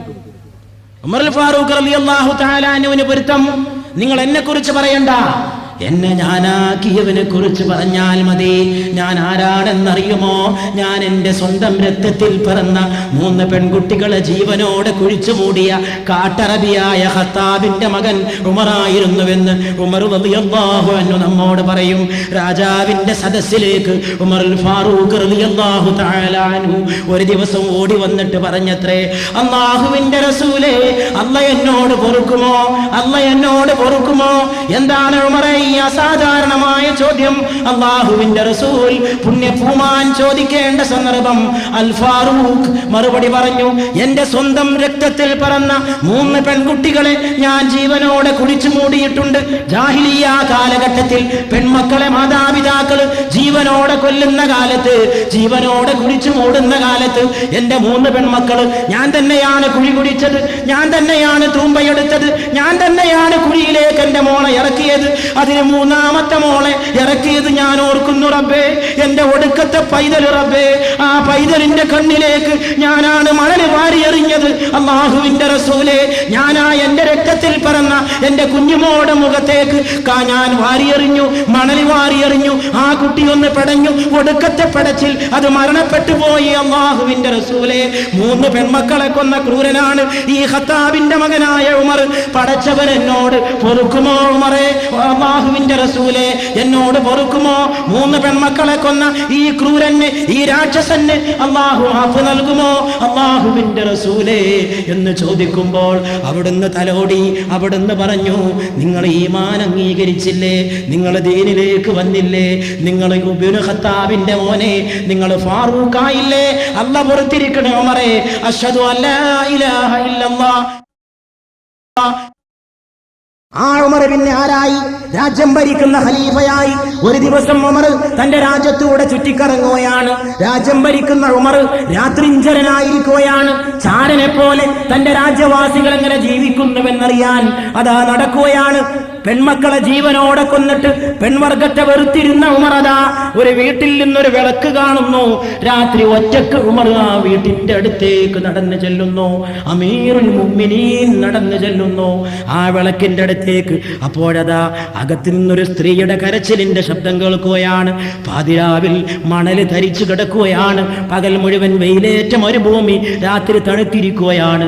ഖലീഫയുടെ കൂടെ അംഗരക്ഷകരില്ല, പട്ടാളക്കാരില്ല. ലോകത്തെ ഒരു വലിയ രാജ്യത്തിന്റെ ഭരണാധികാരി ഒറ്റക്ക് ആ വീട്ടിനടുത്തെത്തിയിരിക്കുകയാണ്. എന്താണ് ഈ പെണ്ണിന്റെ കരച്ചിലെന്ന് അന്വേഷിക്കാൻ ആ വീട്ടിന്റെ അടുത്തേക്ക് ചെന്നപ്പോൾ വീട്ടിന്റെ അകത്ത് നിന്ന് അതാ ആണ് ഒരാൾ ഇറങ്ങി വന്നു. ആ ആൾക്ക് ഉമറിനെ മനസ്സിലായില്ല. രാജ്യം ഭരിക്കുന്ന ഖലീഫയെ തിരിഞ്ഞില്ല. ഇതേതെങ്കിലും ഒരാൾ വഴിതെറ്റി വന്നവനായിരിക്കുമെന്ന് വിചാരിച്ചു. ഖലീഫ പറഞ്ഞു, അസ്സലാമു അലൈക്കും. വഅലൈക്കുമുസ്സലാം. ആ സഹോദരൻ സലാം മടക്കി. എന്താ സഹോദരാ വിഷമം? ആരാ നിങ്ങളുടെ വീട്ടിൽ കരയണത്? ഈ സഹോദരൻ പറഞ്ഞു, അതെന്റെ ഭാര്യ പ്രസവ വേദന കൊണ്ട് പുളയുകയാണ്. അവൾക്കിതാ ഒരു പേറ്റിച്ചില്ല, ഇവിടെ ഒരു നഴ്സില്ല, ഒരു പെണ്ണ് പോലും എന്റെ വീട്ടിലില്ല. ആരെയെങ്കിലും കൊണ്ടുവരാൻ ഞാൻ പോയാൽ എന്റെ ഭാര്യയുടെ ഗതി എന്താകും? പ്രസവ വേദനയാണ്, പ്രസവ വേദനയാണ്. രാത്രി വഴിതെറ്റി വന്ന യാത്രക്കാരനാണെന്ന് ആ സഹോദരൻ ധരിച്ച ഉമറുൽ ഫാറൂഖ് റളിയല്ലാഹു അൻഹു പറഞ്ഞു, നിങ്ങൾ ഇവിടെ നിൽക്ക്, ഞാനിപ്പോ പോയിട്ട് വരാം. ഉമർ റളിയല്ലാഹു അൻഹു വീട്ടിൽ തിരിച്ചെത്തി. രാത്രി കിടന്നുറങ്ങുന്ന തന്റെ പ്രിയപ്പെട്ട ഭാര്യയുടെ വാതിലിൽ മുട്ടി, സഹധർമ്മിണി, ഉണരുക പെണ്ണേ, ഉണരുക. രാജ്യം ഭരിക്കുന്ന ഖലീഫയുടെ ഭാര്യ രാത്രി ഉണർത്തുകയാണ്. നിദ്രയായിട്ട് ഏത് നിദ്രയിൽ? മണിമെത്തയിൽ നിദ്ര കൊള്ളേണ്ട രാജ്യം ഭരിക്കുന്ന ഭരണാധികാരിയുടെ പത്നിയെ വിളിച്ചുണർത്തുന്നു. എന്താണ് അമീറുൽ മുഅ്മിനീൻ? ഭാര്യ ചോദിക്കുന്നു ഉമറിനോട്, അങ്ങേക്ക് എന്ത് പറ്റി? എന്തിനായി ആ സമയത്ത് എന്നെ ഉണർത്തിയത്? പെണ്ണെ, ഞാൻ ഭരിക്കുന്ന രാജ്യത്ത് ഒരു പാവപ്പെട്ട പെണ്ണ് പ്രസവ വേദന കൊണ്ട് പുളയുമ്പോൾ നീ പുതപ്പെട്ടുറങ്ങുകയാണോ പെണ്ണെ? ഇറങ്ങടി പെണ്ണെ എന്റെ കൂടെ, എടുക്കടി ഒരു വട്ടിയിൽ അല്പം ഈത്തപ്പഴം, കുറച്ച് വസ്ത്രങ്ങൾ, നീ പേറ്റിച്ചിയാകണം, നീ നഴ്സാകണം. രാജ്യം ഭരിക്കുന്ന ഭരണാധികാരിയുടെ ഭാര്യ ലോക ചരിത്രത്തിൽ ഒരിക്കലേ ഇങ്ങനെ സംഭവിച്ചിട്ടുള്ളൂ. 2 വട്ടം സംഭവിച്ചിട്ടില്ല. അമേരിക്കയിൽ ഉണ്ടായിട്ടില്ല, റഷ്യയിൽ ഉണ്ടായിട്ടില്ല. ഏകാധിപതികൾ, ജനാധിപത്യത്തിന്റെ നേതാക്കന്മാർ പലരെയും ഈ ഭൂമി കണ്ടു. ഇങ്ങനെ ഒരാളെ ഭൂമി പിന്നെ കണ്ടിട്ടില്ല, അതിനു മുമ്പും കണ്ടിട്ടില്ല. തന്റെ രാജ്യത്തിലെ ഒരു നാടൻ പെണ്ണിന്റെ പേരെടുക്കാൻ രാജ്യം ഭരിക്കുന്ന ഭരണാധികാരി തന്റെ പ്രിയപ്പെട്ട പത്നിയെ ഇറക്കിക്കൊണ്ടു പോവുകയാണ്. ആ വീട്ടിലെ കഥ ഈ രാത്രിഞ്ചരൻ തിരിച്ചു വരുന്നു, തന്റെ പ്രിയപ്പെട്ട ഭാര്യയെ കൂട്ടിക്കൊണ്ട് തിരിച്ചു വരുന്നു. ആ വീട്ടിലെ സഹോദരൻ ഓർത്തുപോയി, ഇയാൾ ആരാണ്? വഴിതെറ്റി വന്ന ഈ യാത്രക്കാരൻ ആരാണ്? വഴിതെറ്റി വന്ന ഈ യാത്രക്കാരനിതാ തന്റെ ഭാര്യയെ കൊണ്ടുവന്നിരിക്കുന്നു, എന്റെ പെണ്ണിന്റെ പ്രസവം എടുക്കാൻ. ഖലീഫയുടെ ഭാര്യ അകത്തേക്ക് പോയി പ്രസവത്തിന്റെ ശുശ്രൂഷകൾ നടത്തുമ്പോൾ അമീറുൽ മുഅ്മിനീൻ 2 കയ്യും കെട്ടി വീട്ടിന്റെ ഉമ്മറത്ത് കാവലിരിക്കുകയാണ്. ഒരു നാടൻ പെണ്ണിന്റെ പേരിന് കാവലിരിക്കുകയാണ്. ഈ ഉമറിനെ കണ്ടിട്ടാണ് പേർഷ്യൻ കൊട്ടാരം വറകൊണ്ടത്. ഈ ഉമറിനെയാണ് പേർഷ്യക്കാര് ഭയപ്പെട്ടത്. ഈ ഉമറിന്റെ നാവിലാണ് സത്യമുണ്ട് എന്ന് അല്ലാഹുവിന്റെ റസൂല് വിളിച്ചു പറഞ്ഞത്. ആ ഫാറൂഖിനെ കുറിച്ചാണ് ഇന്ത്യയുടെ രാഷ്ട്രപിതാവ് മഹാത്മാഗാന്ധി പറഞ്ഞത്. ഞാൻ എന്റെ രാജ്യമായ ഭാരതത്തിന് ആഗ്രഹിക്കുന്ന ഭരണം ഖലീഫ ഉമറിന്റെ ഭരണമാണ്. അവിടെ നീതി ഉണ്ടാകും, അവിടെ ജനാധിപത്യം ഉണ്ടാകും, അവിടെ സ്വജനപക്ഷപാതമില്ല, അവിടെ അഴിമതിയില്ല, അവിടെ ഏറ്റവും നല്ല സമത്വം ഉണ്ടാകും, അവിടെ സത്യം പുലരും. ആ ഉമർ കാവൽ നിൽക്കുകയാണ്. അസ്വസ്ഥനായിട്ട് ഉമർ വിരല് കടിച്ചിട്ട് വരാന്തയിലൂടെ ഉലാത്തുകയാണ്. ഈ പെണ്ണിന് എന്തെങ്കിലും പറ്റാതിരിക്കട്ടെ, എന്റെ ഈ പാവപ്പെട്ട സഹോദരി സുന്ദരമായിട്ട് പ്രസവിക്കട്ടെ. അപ്പോൾ അകത്തു നിന്നൊരു കുഞ്ഞിന്റെ കരച്ചിൽ കേൾക്കുകയാണ്. ഉടൻ തന്നെ അകത്തുള്ള പേറ്റിച്ചിയാരാണ്? രാജ്യം ഭരിക്കുന്ന ഭരണാധികാരിയുടെ സഹധർമ്മിണിയാണ്. ആ പെൺകുട്ടി രാജ്യം ഭരിക്കുന്ന ഭരണാധികാരിയുടെ ഭാര്യ വിളിച്ചു പറയുകയാണ്, അമീറുൽ മുഅ്മിനീൻ, നിങ്ങളുടെ സഹോദരനെ സന്തോഷ വാർത്ത അറിയിക്കുക, കുട്ടിയാണാണ്. അത് കേട്ടപ്പോ പുറത്ത് നിൽക്കുന്ന ഭർത്താവ് ഞെട്ടിത്തെറിച്ചു പോയി. എന്താണ് ഈ കേട്ടത്? ഇത് അമീറുൽ മുഅ്മിനീനാണോ? അകത്തുള്ളത് അമീറുൽ മുഅ്മിനീന്റെ ഭാര്യയാണോ? പടച്ചവനെ, ഇതെന്തൊരു കഥ, ഇതെന്തോ ഒരു അത്ഭുതം, ഇതെന്തോ ഒരു വൈചിത്രം. എന്റെ പെണ്ണിന്റെ, എന്റെ ഭാര്യയുടെ പേരെടുക്കാൻ വന്ന് നിൽക്കുന്ന ഈ മനുഷ്യൻ കിസ്റായുടെ, കൈസറിന്റെ കൊട്ടാരങ്ങളെ വിറകൊള്ളിച്ച ഉമറാണോ? എന്റെ ഭാര്യയുടെ പേറ്റിച്ചിയായത്, ആ ഭാര്യയുടെ പ്രസവരക്തം കൊണ്ട് തന്റെ കൈകളെ അശുദ്ധമാക്കിയത് അകത്ത് നിൽക്കുന്ന പെണ്ണ് ഈ നിൽക്കുന്ന ഖലീഫയുടെ പത്നിയാണോ? പിന്നെ ആ സഹോദരനെ ഒരു സെക്കൻഡ് ക്ഷമിക്കാൻ കഴിഞ്ഞില്ല. 2 കരങ്ങളും നീട്ടി ഉമറുൽ ഫാറൂഖിനെ കെട്ടിപ്പിടിച്ച് പൊട്ടിക്കരഞ്ഞു.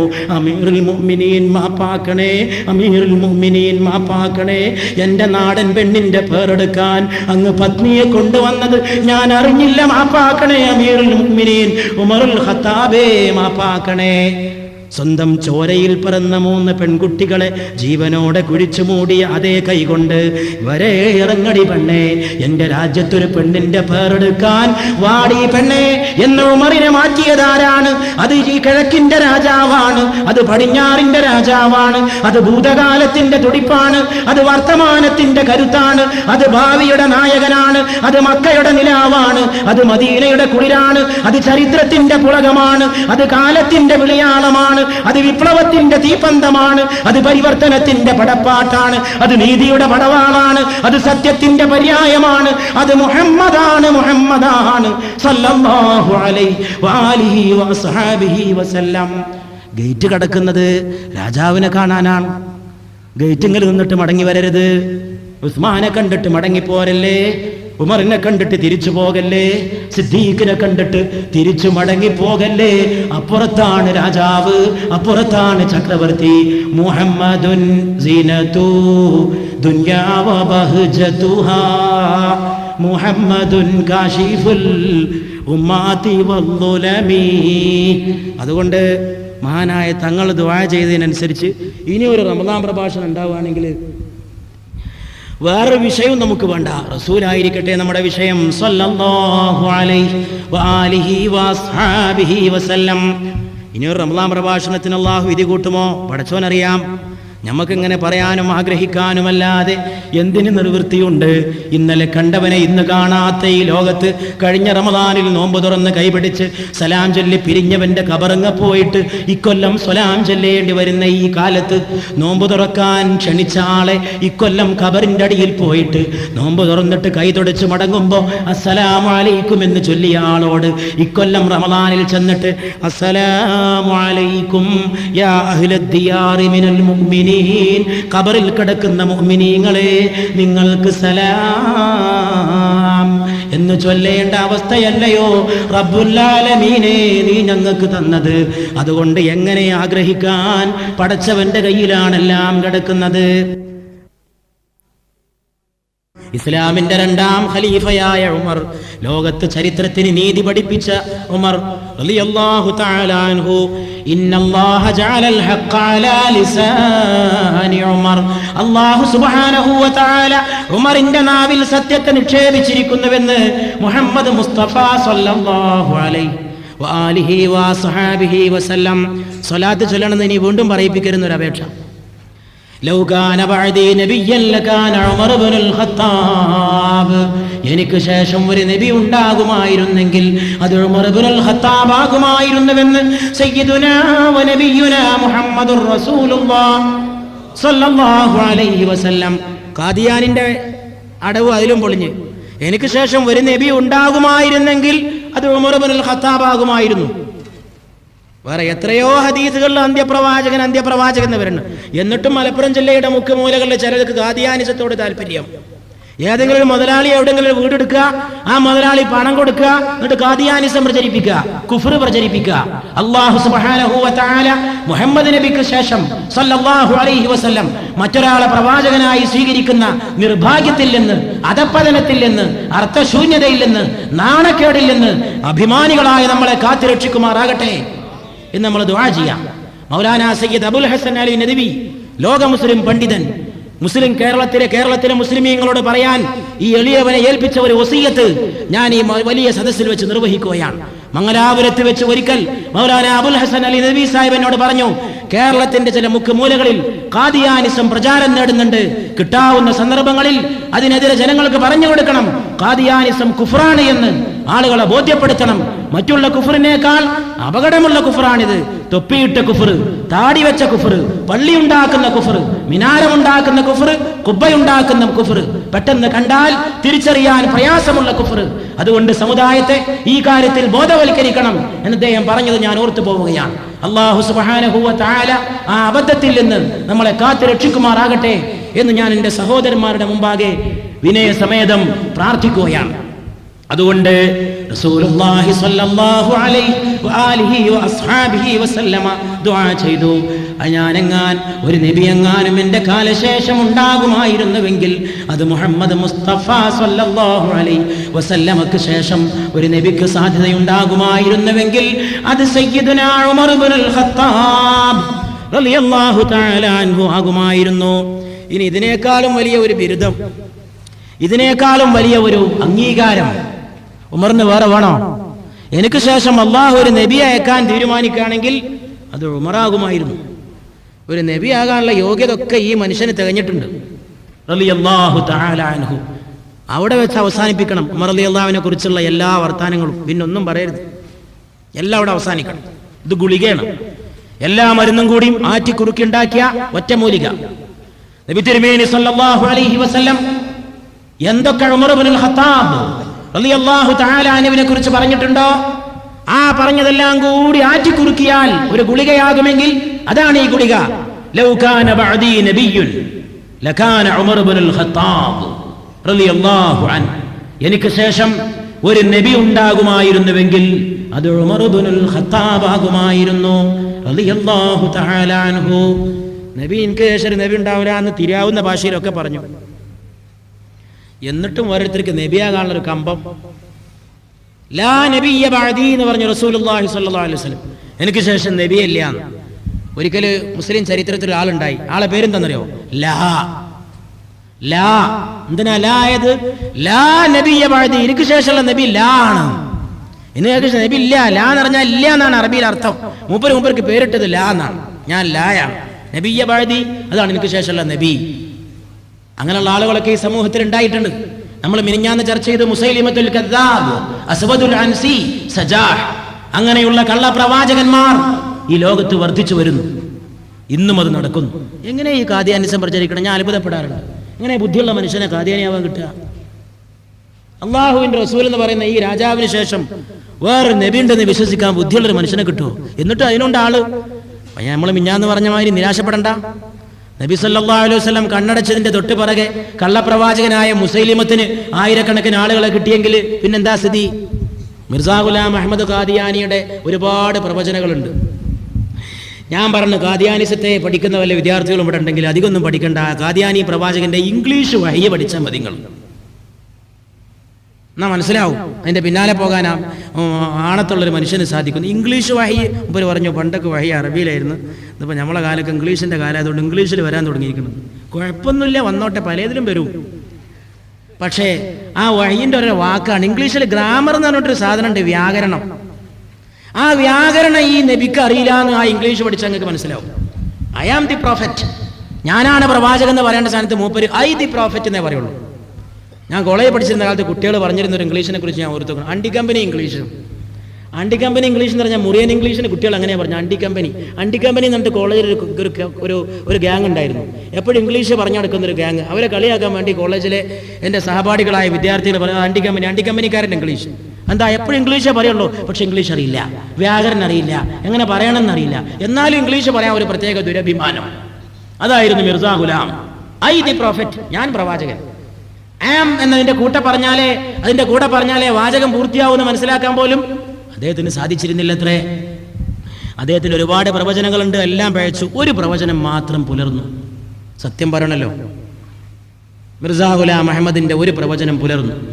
അദ്ദേഹത്തിനെതിരെ ജീവിതകാലം മുഴുവൻ പടവെട്ടിയിരുന്നു ഇസ്ലാമിന്റെ ഒരു മഹാപണ്ഡിതനുണ്ടായിരുന്നു, മൗലാന സനാഉല്ലാഹ് അമൃതസരി റഹ്മത്തുള്ളാഹി അലൈഹി.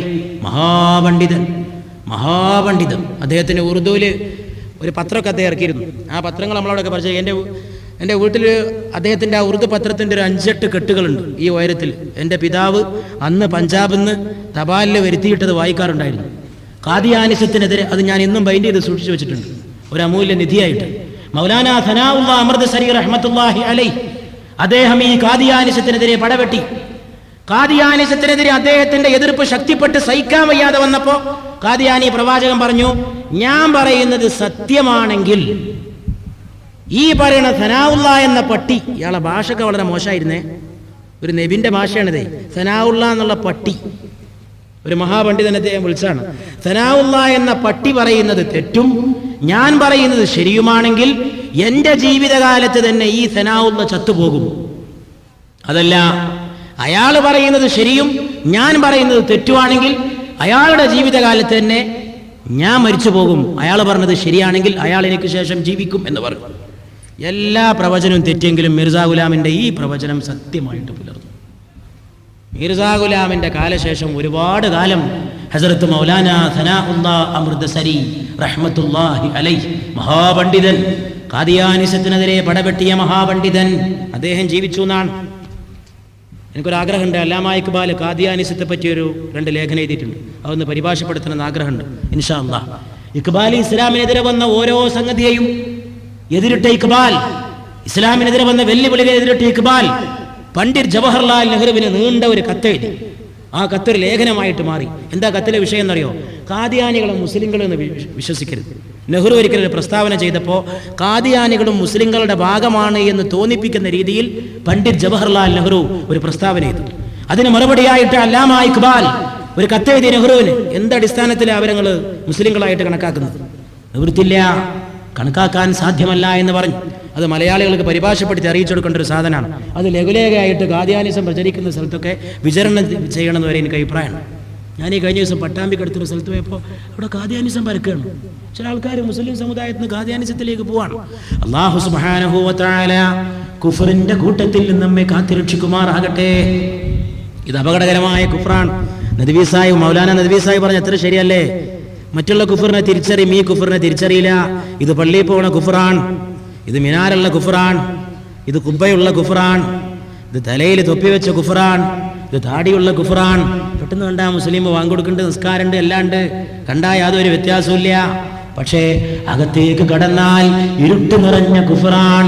അല്ലാഹു സുബ്ഹാനഹു വ തആല ഈമാൻ നശിപ്പിക്കുന്ന കുഫറിൽ നിന്ന് നമ്മെ കാത്തുരക്ഷിക്കുമാറാകട്ടെ. റസൂലുള്ളാഹി സ്വല്ലല്ലാഹു അലൈഹി വസല്ലം പറഞ്ഞു, എനിക്ക് ശേഷം ഒരു നബിയുണ്ടെങ്കിൽ അത് ഉമറാകുമായിരുന്നു. എനിക്ക് ശേഷം ഒരു നബി ഉണ്ടാകുമായിരുന്നുവെങ്കിൽ ലകാന ഉമർ ഇബ്നുൽ ഖത്താബ്, അത് ഉമർ ഇബ്നുൽ ഖത്താബ് റളിയല്ലാഹു അൻഹു ആകുമായിരുന്നു. ഉമർ റളിയല്ലാഹു തആല അൻഹുവിനെ നമ്മൾ ഓർക്കുന്നു. റസൂലുള്ളാഹി സ്വല്ലല്ലാഹു അലൈഹി വആലിഹി വഅസ്ഹാബിഹി വസല്ലമയുടെ സമൂഹത്തിലെ ഏറ്റവും വലിയ മുത്തായി, മുത്തുരത്നമായി നമ്മൾ ഓർക്കുകയാണ്. ഉമർ റളിയല്ലാഹു അൻഹുവിനെ കുറിച്ച് പറയുമ്പോൾ അവിടുത്തെ 2 കറാമത്തുകൾ എണ്ണി പറയാൻ ഞാൻ ഉദ്ദേശിക്കുന്നു. ഔലിയാക്കൾക്ക് കറാമത്തുണ്ട്, അമ്പിയാക്കൾക്ക് മുഅ്ജിസത്തുണ്ട്. എന്നാൽ ഔലിയാക്കളിൽ ഏറ്റവും മുമ്പന്മാർ റസൂലുള്ളാഹി സ്വല്ലല്ലാഹു അലൈഹി വആലിഹി വസഹബിഹി വസല്ലമയുടെ സഹാബത്താണ്. ഏത് വലിയ വലിയും എത്ര വലിയ വലിയും എത്ര ചെറിയ സഹാബിയുടെയും താഴെയാണ്. എത്ര വലിയ വലിയും എത്ര ചെറിയ സഹാബിയുടെയും താഴെയാണ്. ഒരിക്കൽ അബ്ദുല്ലാഹി ഇബ്നു മുബാറക് റളിയല്ലാഹു അൻഹുവിന്റെ സദസ്സിൽ ചെന്നിട്ട് ഒരാൾ ചോദിച്ചു, ഉമർ ഇബ്നു അബ്ദുൽ അസീസോ മഹാൻ അതോ മുആവിയയോ മഹാൻ? മുആവിയ സഹാബിയാണ്, ഉമർ ഇബ്നു അബ്ദുൽ അസീസ് സഹാബി അല്ലെങ്കിലും രണ്ടാമനായ ഉമർ എന്ന പേര് കൊണ്ട് പ്രസിദ്ധനാണ്, നീതിമാനാണ്, മഹാനായ ഖലീഫയാണ്, അങ്ങേയറ്റം ദീനിന് വേണ്ടി പ്രവർത്തിച്ച മഹാത്മാവാണ്. ആ ഉമർ ഇബ്നു അബ്ദുൽ അസീസോ മഹാൻ അതോ അമവിയ ഖലീഫയായ പക്ഷേ സഹാബിയായ ഉമർ മുആവിയത്ത് ഇബ്നു അബീ സുഫിയാനോ മഹാൻ?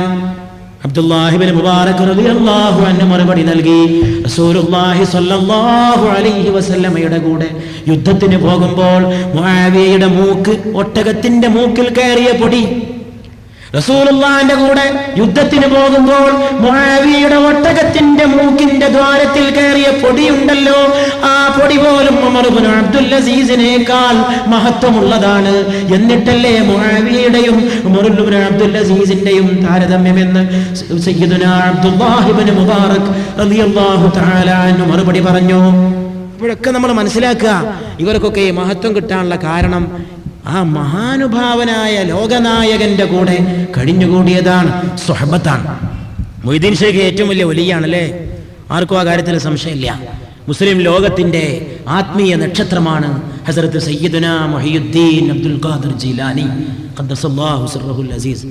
പക്ഷേ ഹംസത്ത് റളിയല്ലാഹു അൻഹുവിനെ കൊന്ന ആളാണ് വഹ്ശി അല്ലേ? നമ്മൾ ഇന്നലെ ഇവിടെ ചർച്ച ചെയ്തു. ഹംസത്ത് റളിയല്ലാഹു അൻഹുവിനെ കൊന്ന് പിന്നൊന്ന് കുന്തമെറിഞ്ഞ് കൊന്ന വഹ്ശി. ആ വഹ്ശി മുഈദ്ദീൻ ഷേഖിനേക്കാൾ മഹാനാണെന്ന് വിശ്വസിക്കുന്നവനെ മുഅ്മിനാകാൻ സാധിക്കും. ഹംസത്ത് റളിയല്ലാഹു തആല അൻഹുവിനെ പിന്നിൽ നിന്ന് കുന്തമെറിഞ്ഞ് കൊന്ന വഹ്ശി ഇസ്ലാമിന്റെ ആത്മീയ ആകാശത്തിലെ വെള്ളി നക്ഷത്രമായ ഹസ്രത്ത് സയ്യിദുനാ മുഹിയുദ്ദീൻ അബ്ദുൽ ഖാദിർ ജീലാനി ഖദ്ദസല്ലാഹു സിർറഹുൽ അസീസിനേക്കാൾ എങ്ങനെയാണ് മഹാനായി തീരുന്നത്? വഹ്ശി ഹംസത്ത് റളിയല്ലാഹു അൻഹുവിനെ കൊന്നത് ശരിയാണ്, പക്ഷേ വഹ്ശി പിന്നെ ദീൻ വിശ്വസിച്ചു, വഹ്ശി പിന്നെ സഹാബിയായി, റസൂലുള്ളാഹിന്റെ അനുയായിയായി, ആ പുണ്യ റസൂലിന്റെ കൂടെ നടന്നു. അവിടുത്തെ കൂടെ നടന്ന് സഹാബിയായി മാറുക വഴി എത്ര വലിയ വലിയനേക്കാളും ഉന്നതമായ സ്ഥാനത്ത് വഹ്ശി എത്തി എന്നാണ് ഇസ്ലാമിലെ ഉലമാക്കളുടെയും ആരിഫീങ്ങളുടെയും ഒറ്റക്കെട്ടായ അഭിപ്രായം. ഒന്നാലോചിച്ച് നോക്കൂ നമ്മള്. അതാണ് സഹാബി. അതുകൊണ്ട് സഹാബിയെ കുറിച്ചൊക്കെ എന്തെങ്കിലും പറയുമ്പോൾ സൂക്ഷിക്കുന്നത് നല്ലതാണ്. സഹാബിമാരെ ആക്ഷേപിക്കുക, സഹാബിമാരെ കുറിച്ച് മോശമായ കാര്യങ്ങൾ പറയുക, ബഹുമാനമില്ലാതെ അവരെ പരാമർശിക്കുക, അത് ആപത്തായ കാര്യമാണ്. വഹ്ശി റളിയല്ലാഹു തആല അൻഹു, വഹ്ശി അല്ലാഹുവിന്റെ റസൂൽ വഹ്ശിയെ കാണുമ്പോൾ കണ്ണുകടി തിരിച്ചിരുന്നതാണ്. വഹ്ശി സഹാബിയായ ശേഷം അസ്സലാമു അലൈക്കും എന്ന് പറഞ്ഞ് വഹ്ശി കടന്നു വരുമ്പോ സലാം അടക്കിയിട്ട് വഹ്ശിയുടെ മുഖത്തേക്ക് നോക്കാതെ അല്ലാഹുവിന്റെ റസൂൽ മുഖം തിരിച്ചിരുന്നു. തന്റെ പ്രിയപ്പെട്ട ഹംസത്തിനെ കൊന്ന വഹ്ശി എന്ന നിലയിൽ ഹംസത്തിനെ ഓർത്തിട്ട് ആ ദുഃഖം താങ്ങാൻ കഴിയാതെ അല്ലാഹുവിന്റെ റസൂൽ വഹ്ശിയെ കാണുമ്പോൾ മുഖം തിരിക്കുമായിരുന്നു. എന്നിട്ടും മൊയ്തീൻ ഷേഖിന്റെ മീതെ കയറിയിരിക്കാണ് വഹ്ശി, സകല ഔലിയാക്കളുടെയും മീതെ കയറിയിരിക്കാണ് വഹ്ശി. എന്തുകൊണ്ട്? സഹാബിയായി പോയി. നമ്മളൊക്കെ കേട്ടിട്ടേ ഉള്ളൂ, അവര് കണ്ടു. നമ്മളിവിടെ ഇരുന്ന് കേൾക്കാണ്, കാണുക, പറയാണ്. അവര് കണ്ടു. ആ സൂര്യൻ ഉദിച്ചു നിൽക്കുന്നു, ആ ചന്ദ്രൻ നിലാവ് നൽകുന്നു. മുഹമ്മദുർ റസൂലുള്ളാഹ് സ്വല്ലല്ലാഹു അലൈഹി വആലിഹി വസഹാബിഹി വസല്ലം. അതുകൊണ്ട് സഹാബിയുടെ സ്ഥാനം അത്യുന്നതമാണ്. ഈ സഹാബികളാണ് ഔലിയാക്കളിൽ ഏറ്റവും മുമ്പന്മാർ. റളിയല്ലാഹു തആല അൻ കുല്ലി വാഹിദിൻ മിൻഹും അജ്മഈൻ. സഹാബികളെ ആക്ഷേപിച്ചുകൂടാ. ഉമർ റളിയല്ലാഹു തആല അൻഹു മദീനയിലെ പള്ളിയിലെ മിമ്പറിൽ കയറി ഒരു ദിവസം ഖുതുബ നിർവഹിച്ചുകൊണ്ടിരിക്കുകയാണ്. ഖുതുബ നിർവഹിച്ചുകൊണ്ടിരിക്കുമ്പോൾ പെട്ടെന്ന് ഉമർ റളിയല്ലാഹു തആല അൻഹു മിമ്പറിൽ നിന്ന് വിളിച്ചു പറയുന്നത് അവിടെ കൂടിയ ആളുകൾ കേൾക്കുകയാണ്. അൽ ജബൽ അൽ ജബൽ അൽ ജബൽ യാ സാരിയ, അൽ ജബൽ അൽ ജബൽ.